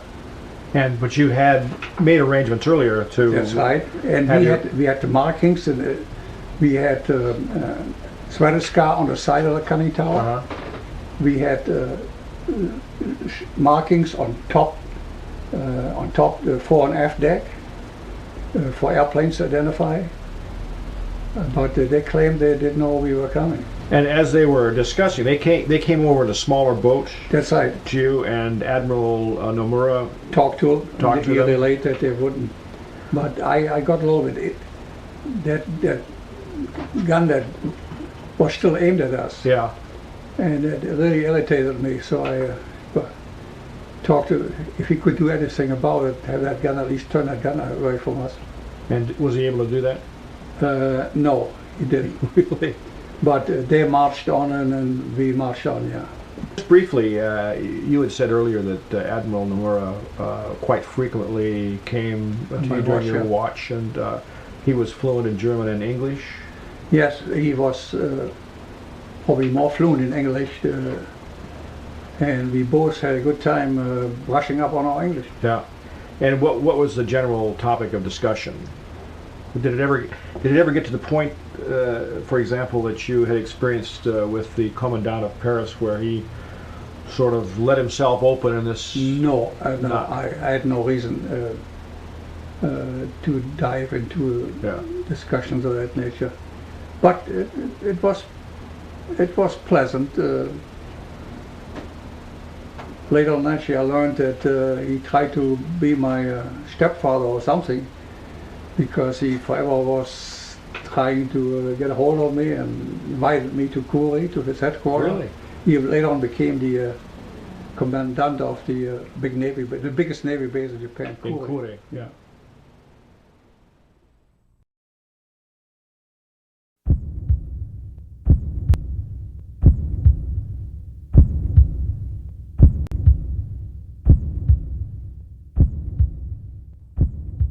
Now, it seems that your understanding of your mission in Japan changed somewhat during your voyage. You originally thought you were bringing jet engineers to help the Japanese develop jet engines and also to train. That's right. Before we even got to Pulau Penang, we were informed that we would not come back on U-511, that the German government had made 511 a present to the Emperor, and it was our mission to train the new crew, and then return. We didn't know for sure how we would return, but they made a ship available to us to return to Singapore. And how did this impact your crew and your feelings? You'd had a long time on the 511. Yes, I personally hated to be separated from the boat that had served us well for all these war years. And but order is order, so we lived with it. What was part of the procedure for preparing to turn the U-511 over to the Japanese? Did you have to remove anything, or? Yeah, the first thing was I had the order to make a list of all secret documents which we no longer had use for, including our decoding machines. And I had 4 men with me, and I was responsible to deliver this material to the German embassy in Tokyo. Which you did do. Which we did, yeah. Other than that, though, it sounds an awful lot like the summer of 1943, late summer of 1943, was full of a lot of relaxation for you. Is that true? Yes, our stay in Japan was not strenuous at all. In fact, even we had a party with the new crew. The first thing we did, we went for several days on a little steamer to Beppu, that is a hot spring on the island of Kyushu. And we were again royally treated there and had all kind of nice activity between the crews. The piggyback water wrestling, and you name it. They had one other game. They gave you a stick, and we were blindfolded, and there was, I don't know what they had hanging there, some kind of a stuffed animal or something, and you were supposed to whack it. Was a lot of fun to watch. Yeah. It says I went to Tokyo to deliver secret material, and then there's a line that says 1 week R&R in Hakone, and then it says pictures. And then it says, then we moved the U-511 to the Japanese sub-school in Otaka. So I've got one line here that indicates things happened in Hakone. Yes, I met in Hakone for the first time my future wife. Really? Yeah. And what was she doing now? This is a German... Yeah, she's German. Okay, what was she doing there? Her father was a missionary in Japan, and she was employed by Bayer. Oh, Bayer, like the pharmaceutical? The pharmaceutical company. She was a secretary for Bayer. Actually not in Hakone itself, but down from Hakone, but she would come every week, and they had a cabin, little lakeside cabin. Okay. We being the family or Bayer? For the family, yeah. She would be the only one there because she was employed at a hotel downhill from Hakone. But every weekend she would come up there, and must have been on a weekend when we first met there. Would she have ever expected to meet a German submariner at Hakone? No, I guess nobody would accept it. When we showed up there in our white uniforms, I had 4 men with me and myself. Naturally, I had my submarine emblem on my uniform, and actually everybody knew how we got there, but they had no idea why we were there. And even getting there, they couldn't hardly believe it. Yeah, but obviously we didn't fly. But she was there then by herself at the time, or yes, she was there by herself. And what did she think when she saw the German submariners in white uniform there? She must have been curious. Well, yeah, I'm pretty sure like everybody else was curious. How did you meet them? We met at the dock where there were a few little sailboats was tied up, and in the next few days I even invited her to go sailing with me. And well, you know, we have a picture that of you two. You're a very strikingly handsome couple, I must say.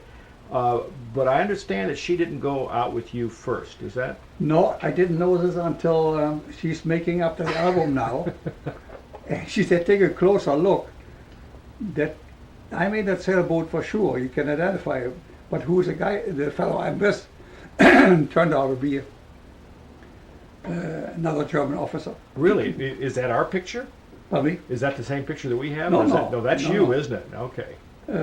No, she She put that picture in her 50 years anniversary book. Uh-huh. So, what did you think at the time? Did you think this is my future wife? No, I didn't. I didn't think about this. Yeah. In fact, Future is somewhat... the chances we had, even with the benefit being in the east instead of in the Atlantic, we knew the statistics. yeah. The chance of us surviving the war was not very good. You're not thinking about getting married and starting a family. Yeah. I did not see her again until I came back with my own boat. And that was the UIT-24? UIT-24, yeah. So we hadn't seen us for about a year then.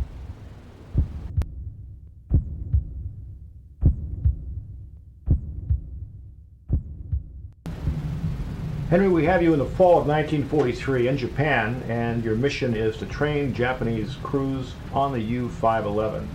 Can you tell us how this was done? Yeah, we coming to the point now where we have the final educational process going to train the new Japanese crew. That was after the Japanese Navy made a target ship available. So for several days we simulated day attacks from submerged submarine, night attacks above water, and that was the last part of the training. The training. How did it work that you had half a crew was Japanese, half was German? They were one-on-one, is that correct? Was one-on-one training, yes. How did it work with the language barrier? We had several translators aboard, and one of them turned out to be a high school classmate of my wife. Really? Is that who was hired by the German embassy in Tokyo to be our translator. So on November 16th, 1943, a big date, what happened with you and the 511? Yeah, that's the date we finally came to the end of U-511. It was turned over officially on that date to the Japanese Navy. And it started out as Schneewind giving a short speech and lowered the flag, and followed by no, before this actually the representative of the German embassy, Admiral Vermeer, From Winnaker. Benneker, Yeah. Admiral Benneker, he had some short words to say. Then the representative of the Emperor of Japan took the That was Admiral Sawamoto? yeah, So, that was the name of it, yeah. He had some kind words to say that we that they were satisfied the everything functioned, and that we probably did our good job well training the crew. This is a pretty big event then, wasn't it? You had a representative from the Emperor, and I understand you also had 8 additional Japanese admirals. That's right. There It for was a that. big event, yeah. That was a big event. And before the ceremony was over, they presented Schneewind, the captain, with a Japanese medal. And that was the end for us for 511. That was it. Yeah. It's kind of anticlimactic, isn't it? Because right after that, you got on board a ship bound for Singapore. That's right. No duties. We were actually ferried to the Ozono, a German small freighter of 3,500 tons. That was anchored right off Hiroshima, about 3 miles distance from the island that was our home for the duration of the training. And we were now without a job. That's interesting, because it seems that they're taking you to Singapore, but actually you think you're destined now to go back to Germany. That's right. Our days were routine. We were on vacation. We had late breakfast, then had a nap, then we had lunch, and we had another nap. Maybe read a little bit. But then during the evening we played some serious card games. lasting until early in the morning, and we did this until we reached the southern part of South China Sea. Then we had a big surprise. What was that? The radioed to us that the 3 Japanese Or 3... 3 Italian submarines were interned by the Japanese. Why was this? Now, the Because Italians... the Italians changed sides like Okay. that, the same like that done in World War I. World War I? Consistency. Consistency. That's right. And the next order was that we should divide our crew into 3 and amongst ourselves see who's or before this they actually would tell that U-23 was to be taken over by First Mate Striegler. I was taken over UAT-24 and Steinhoff was taken over UAT-25. Schneeven. Yeah. Just out of curiosity, this now this seems to be a kind of a testy period now. The crew thinks it's going back to Germany. All of a sudden, it's interrupted. You are told that the same crew is going to divide now, officers and crew, and take over 3 interned Italian vessels. What was the feeling amongst the crew, and how did you divide up the commands? No, we went,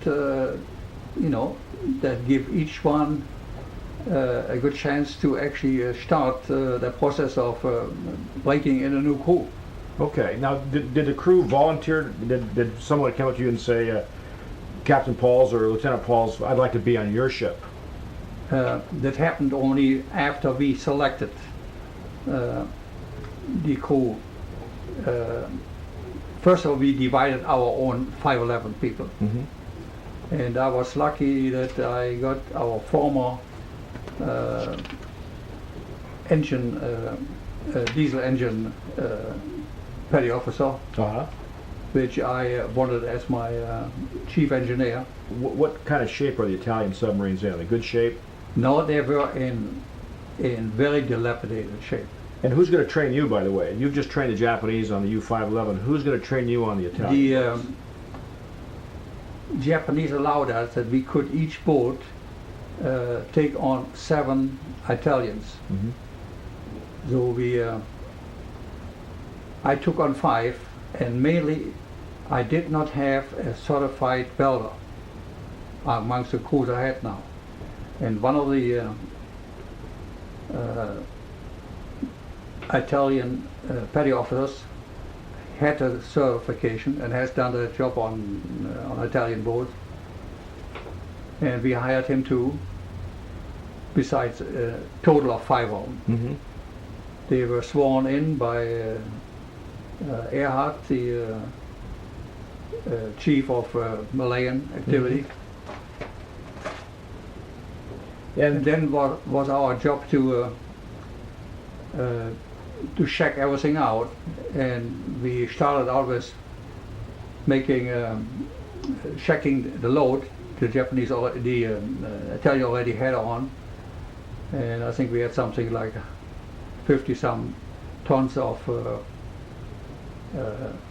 raw rubber, Mm-hmm. 90 some tons of zinc, plus 3 tons of opium. Mm-hmm. So, just to digress just for a moment, these are strategic war materials.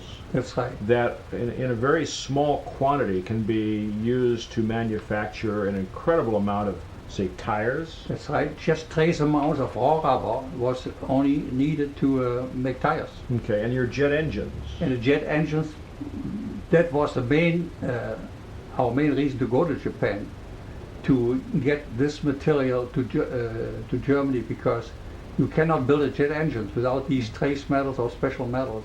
And were you using Italian? Were the Italians also involved in this transfer of strategic materials? This was the beginning of this. Their mission was. But to we get did that. not know that they had hired already these Japanese boats to do this. Mm-hmm.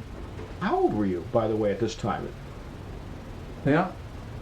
I was 23 years old, 23 years old. and I only know about two who were younger than I was. One was my second mate. He was Naval Academy crew 1940, and I was 1939A. And one seaman was 1 year younger than I was. And you'd told me earlier that you were one of the youngest German U-boat skippers in the German Navy. I mean, is it possible? Is it fact you don't know if there was anyone younger than you? Is that right? I have no way of knowing for sure now. But looking through all my crew books from the Navy, my Naval Academy book, there were only 5 of my crew that became skippers. And I don't know for sure if any was actually by months or whatever younger than I was. Yeah. But I must have been close to be, even though I wasn't the youngest. Yeah. How about the oldest on board the ship? Now the oldest was my first mate.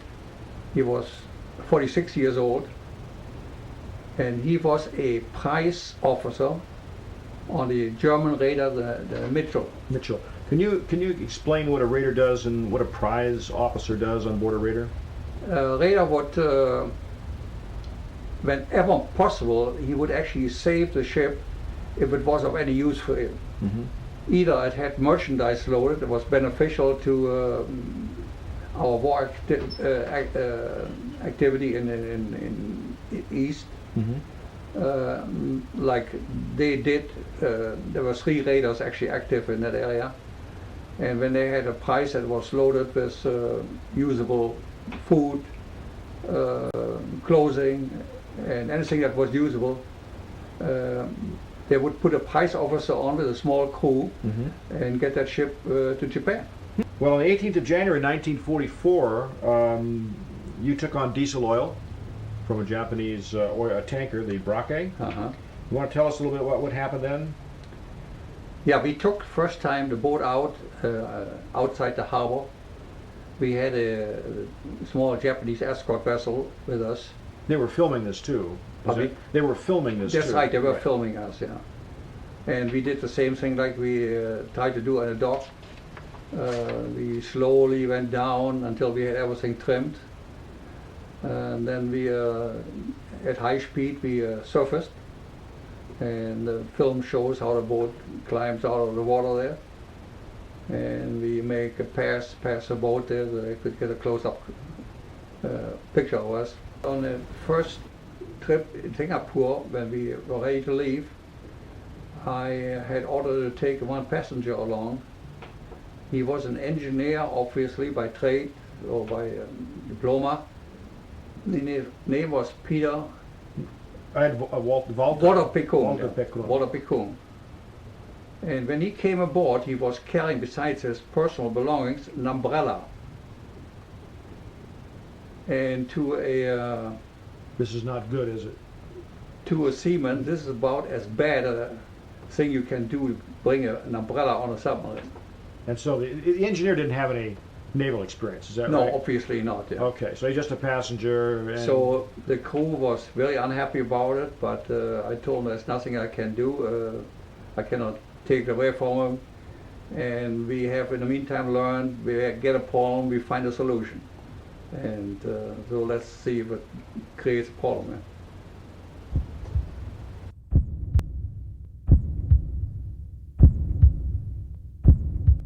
Henry, we have you in Singapore in February 1944, getting ready for your next leg of your mission, which is to leave Singapore and after one stop in Penang, to head for Europe with your strategic cargo. Just briefly, what were your armaments like on this? I realize that you are you're a freighter, an undersea freighter. What were your armaments? Did you have any torpedoes, any guns? No, we had no more torpedoes. Besides our German torpedoes, the Japanese torpedoes wouldn't have fit the torpedo tubes anyhow. The only armament at that time I had was a 3.7 centimeter anti-aircraft gun. And on the way to Penang, I trained seamen who were operating this anti-aircraft gun by sending a helium balloon up, which we had aboard as a decoy against radar. You spent about 4 or 5 days in Penang provisioning. Yeah, we took all the supplies in tin cans.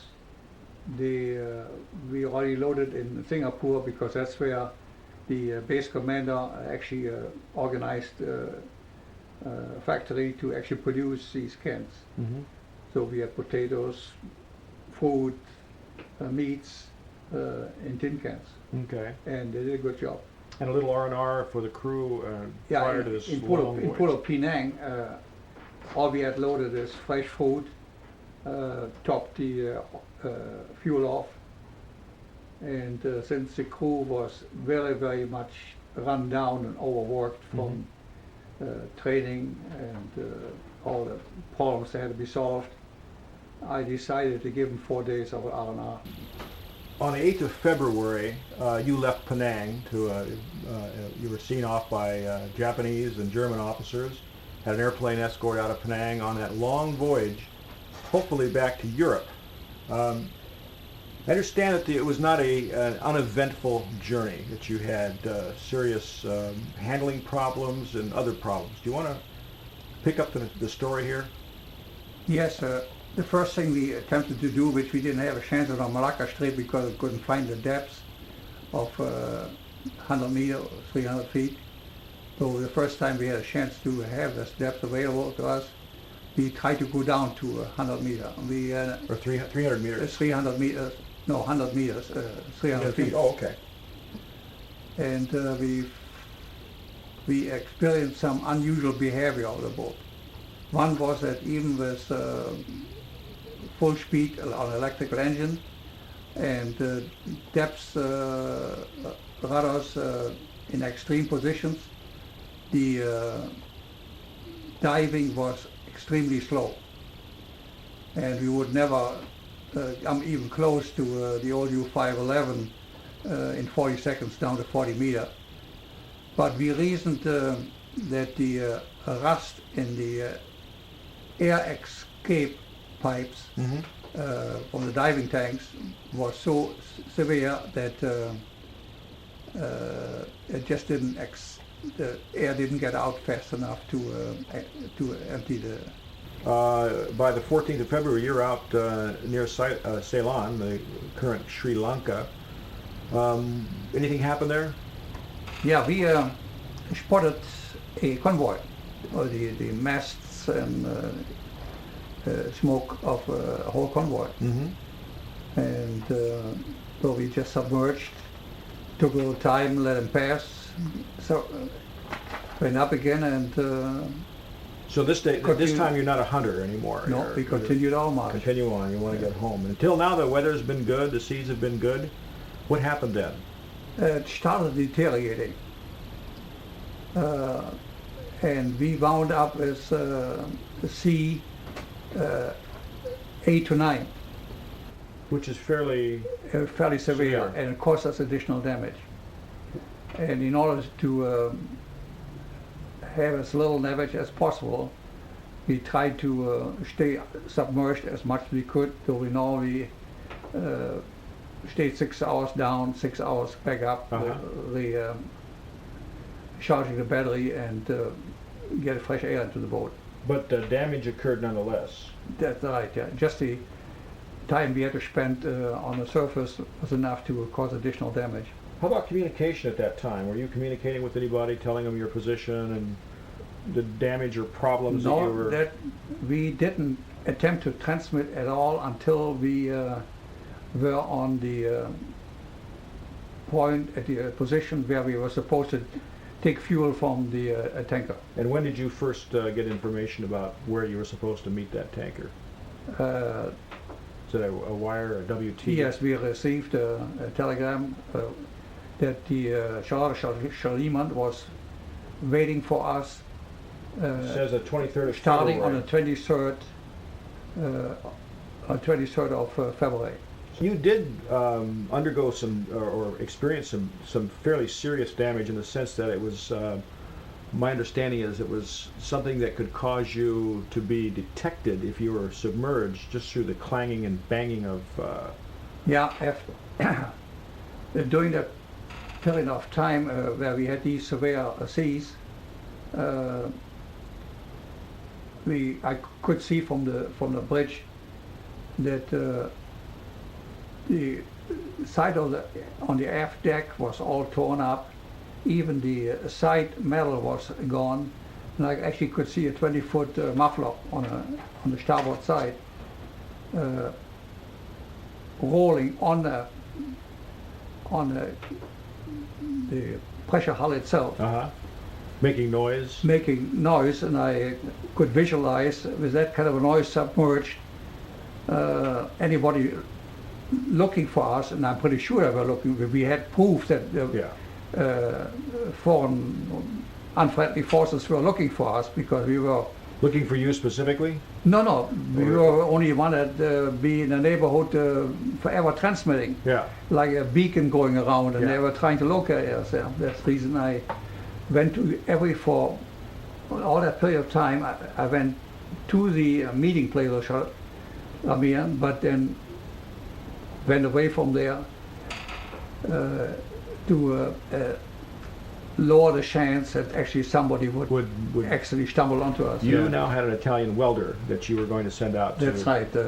So I called him and said, I want you to go down and take care of that muffler because we cannot tolerate that noisy thing down there on the deck. And he refused to go. This is the person you specifically brought along? For that one purpose, yeah. And that put me in a dilemma.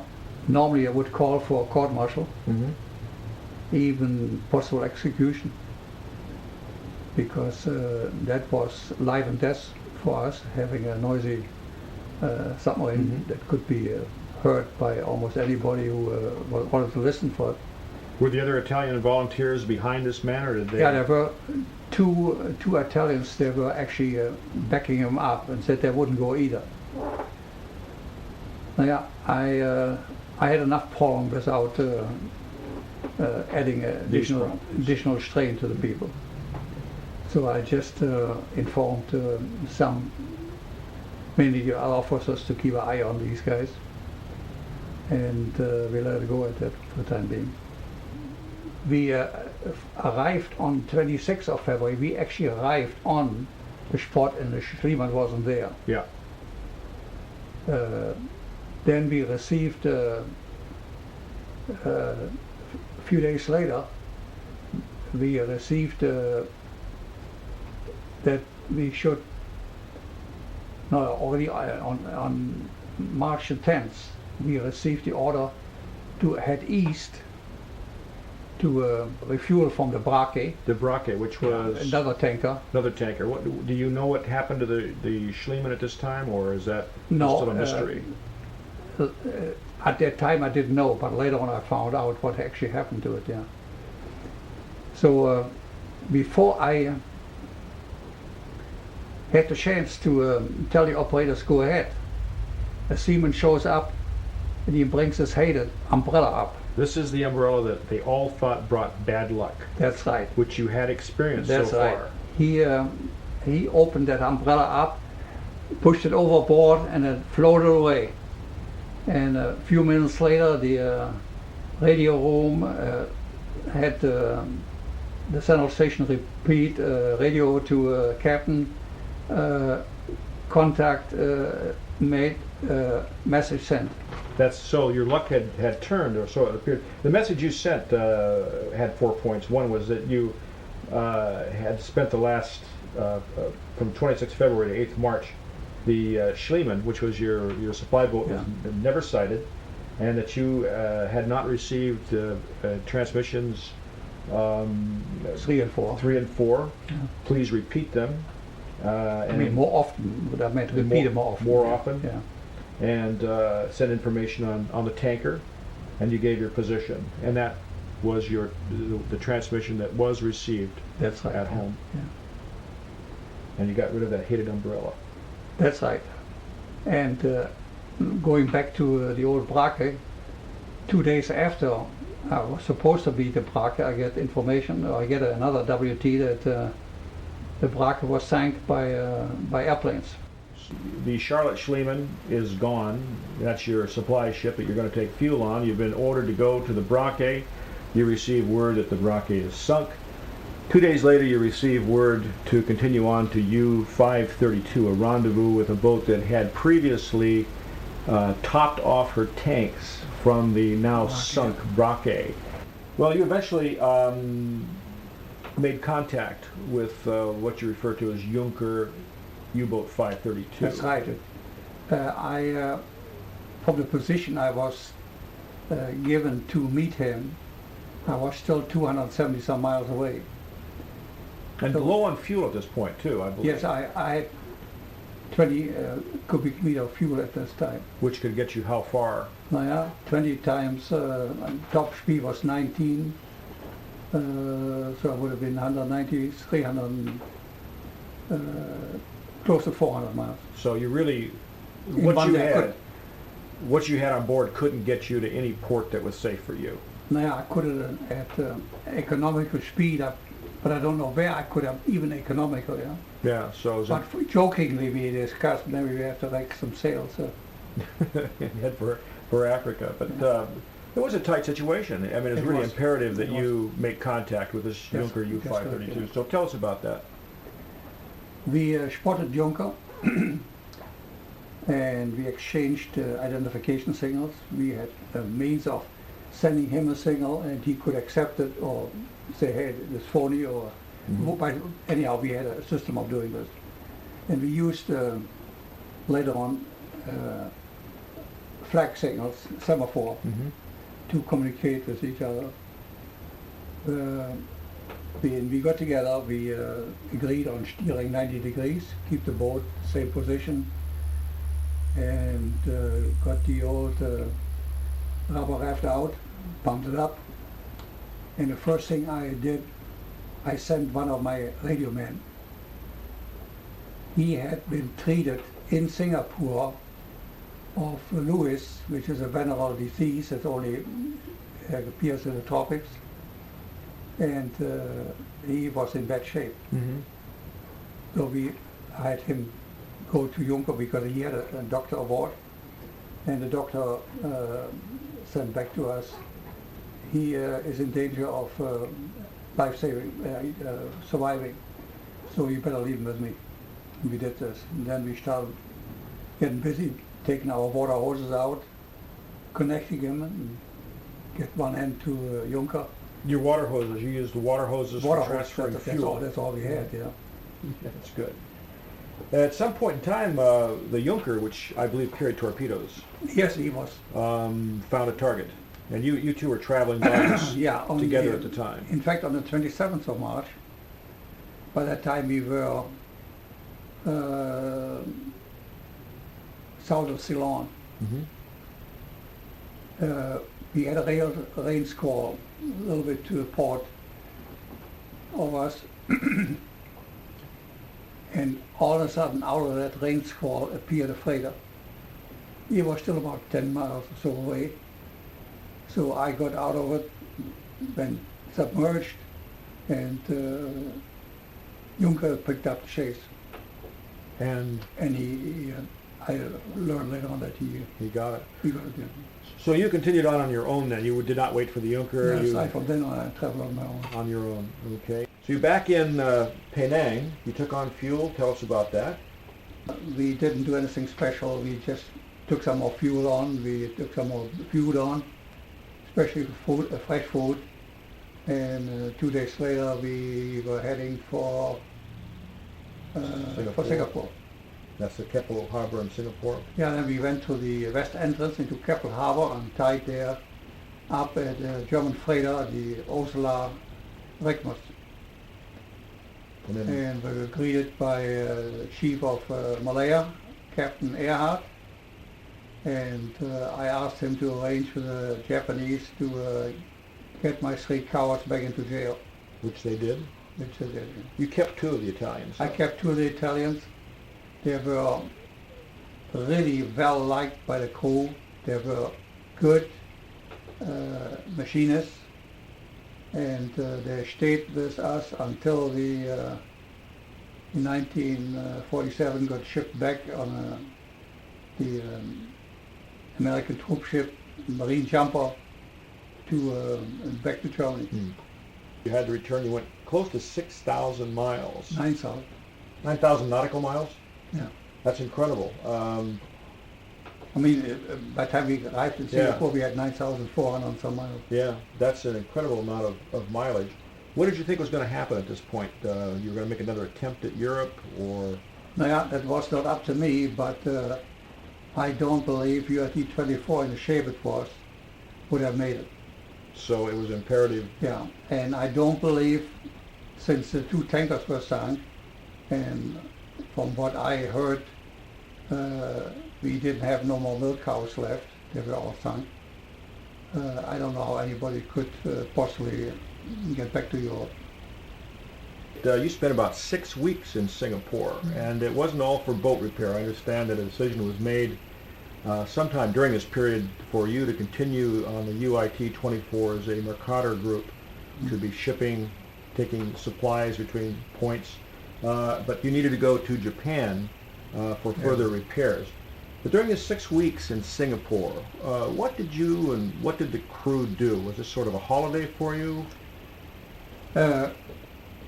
Mainly it was, but we had to do some smaller maintenance work, which had nothing to do with major repairs.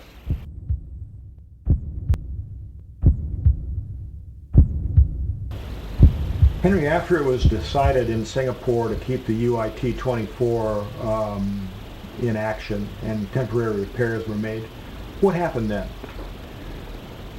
We were ordered to head for Tama, for the Japanese dockyard in Inland Sea, not too far from the main dockyard base in Kure. So on May the 24th, we were sent off by Captain Earhart in commander of the German base in Singapore, and we were on our way to Tama. How long a voyage is that? Since I made several trips to Japan, they average between 2.5 weeks and 3 weeks. I got a little carried away there, but the conditions were just right for this. There was one big submarine, and I assumed it was, and I'm pretty sure it was an American submarine, that was late stopped. And I came out of the dark side of the sky, and I felt safe to approach him at very slow speed until I was about a quarter of a mile distance from him. Then I decided that is enough, so full speed, I turned just opposite from him and ran away he ran opposite from his direction. What was his reaction? Yeah, the next thing he did the same thing. He cranked his engine up and he ran away from me, so we were parting. Rather unique experience, and I'm pretty sure that he made an entry in a logbook that he had some unusual experience, and that would be some person I really would like to meet if it's still possible. Yeah. So after that little engagement, you headed out into the Pacific and towards Japan? Yes, I'd be headed straight east into the Pacific, and then headed our course to enter the inland sea between the island of Kyushu and Shikoku. And I reported by radio that I would be at a position G, which I cannot identify with longitude latitude because I don't have a German map that would tell me exactly where it was. And at this point we were met by a escort, a Japanese minesweeper, who guided us through the Bangyo Strait, which was mainly mined, but he knew how to go through there without hitting one of these. So then we were met by personnel, man in charge of the Tamar dockyard, I don't know the name right now. And there was a German representative, a Captain Bloomfield, who stayed with us during the duration of the whole work there. We spent about 2.5 months in the dockyard, housed in quarters they provided, and we only had a watch group on the sub itself, but mainly everybody, since we were not operational, we had only a watch group there. So welcome back to Japan. It's a place you didn't think you'd see again. Not that fast, at least. Not that fast. Yeah. Yeah. Anyhow, we traveled 3,300 miles on that trip. Extraordinary. Yeah. And we stayed there 2.5 months before we were ready. After the submarine got fixed in the yards in Japan, after about 2.5 months, you made several more voyages before the end of the war. Do you want to tell us about those? Yes, I made two more supply trips to Japan. I made 3 more supply trips to Pulau Penang, and 1 supply trip to Surabaya, an island city on the southern tip of Java. Java, in current day Indonesia, Java. And so the last trip you had actually was was a return to Japan in February of 1945, and that seemed to be filled with excitement. Yes, it was. It was during the monsoon season, and that was, looking back now, the only 18 days at sea where there was no way of doing any astronomical navigation.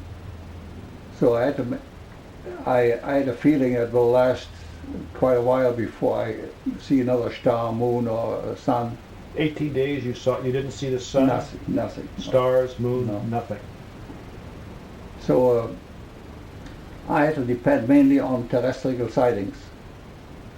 And the first help would have been, or was a reason, and turned out to be, I'm heading for what is now Vietnam, either for what at that time called the Cochinchina Sea. Mm-hmm. And we had a little surprise there. One morning a bomber airplane, 2-engine bomber airplane,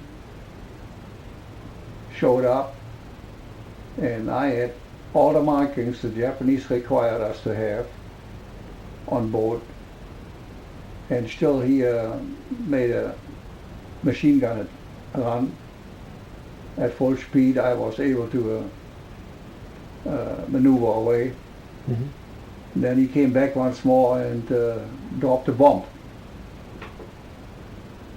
And by the time I was contemplating, if he comes back once more, I asked my best man on our machine gun to shoot him down.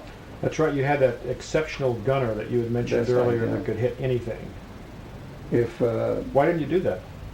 pardon me? Why didn't you shoot him down?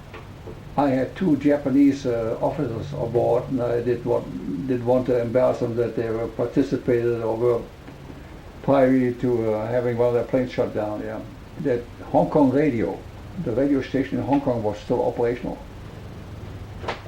So we took radio bearings on Hong Kong and had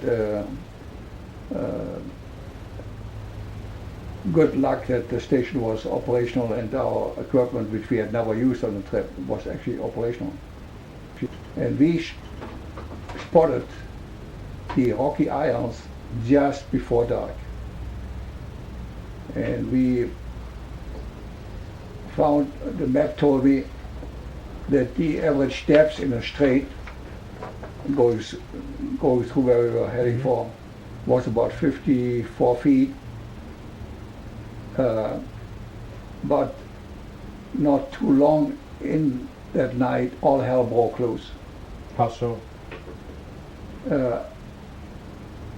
The shallow water amplified like a shallow water coming on a beach. The wave action were shorter and exaggerated. Was there a storm? There was a storm brewing. Uh-huh. In fact, I had one man that got hurt. He got all the people on the cutting tower, which practically couldn't do any good they couldn't see any more up there in that kind of a storm. They were all tied up with leather belts and steel cables to hooks on the cutting tower. Mm-hmm. And one guy got thrown by an oncoming wave against the surrounding of the periscope, and he was in terrible pain. And I was, by that time, looking at the depth meter, and I was down to 40 meters. And I had no idea, was that 40 meters towards the sandy coast of Taiwan or the rocky islands. So I decided, safety first. I laid the boat on the ground and wait until daybreak, until I have sight again. You angle the boat down about 15 degrees. That means your rudder and your propeller are up. So if there is something, even a wreck or anything, rocks or anything, you would not disable your vital prop and propeller. But it turned out to be at a very low speed, went down, and when we touched bottom, it was obviously sand, not Okay. even rocks. Immediately ordered 5 tons of ballast. Then a big surprise, the next thing you know, the boat floats up. The wave action was so strong that actually sucked the boat up even with a ballast. And I did that twice more, another 5 tons. And I still was desperate. I did not know what safety course I could steer to not get into trouble.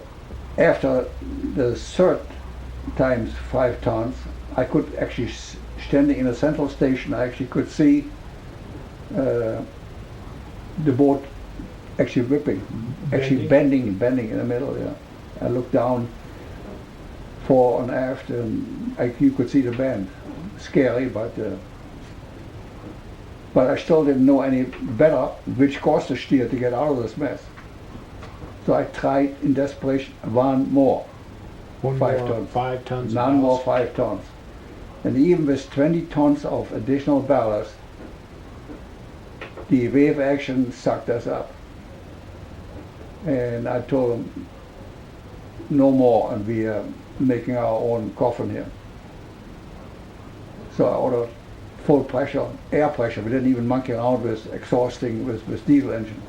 Full air pressure on all tanks, and brought the boat back to the surface. And then, favoring the Taiwan coast,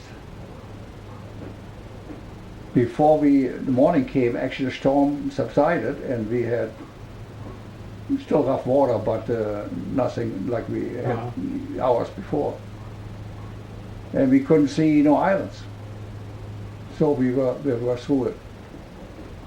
Then it was easy to head for the entrance between Kyushu and Honshu. And from there we made it to Kobe. So Kobe was your base? Kobe was our base, and our base in Kobe was the Havelland, a German freighter that had received a torpedo.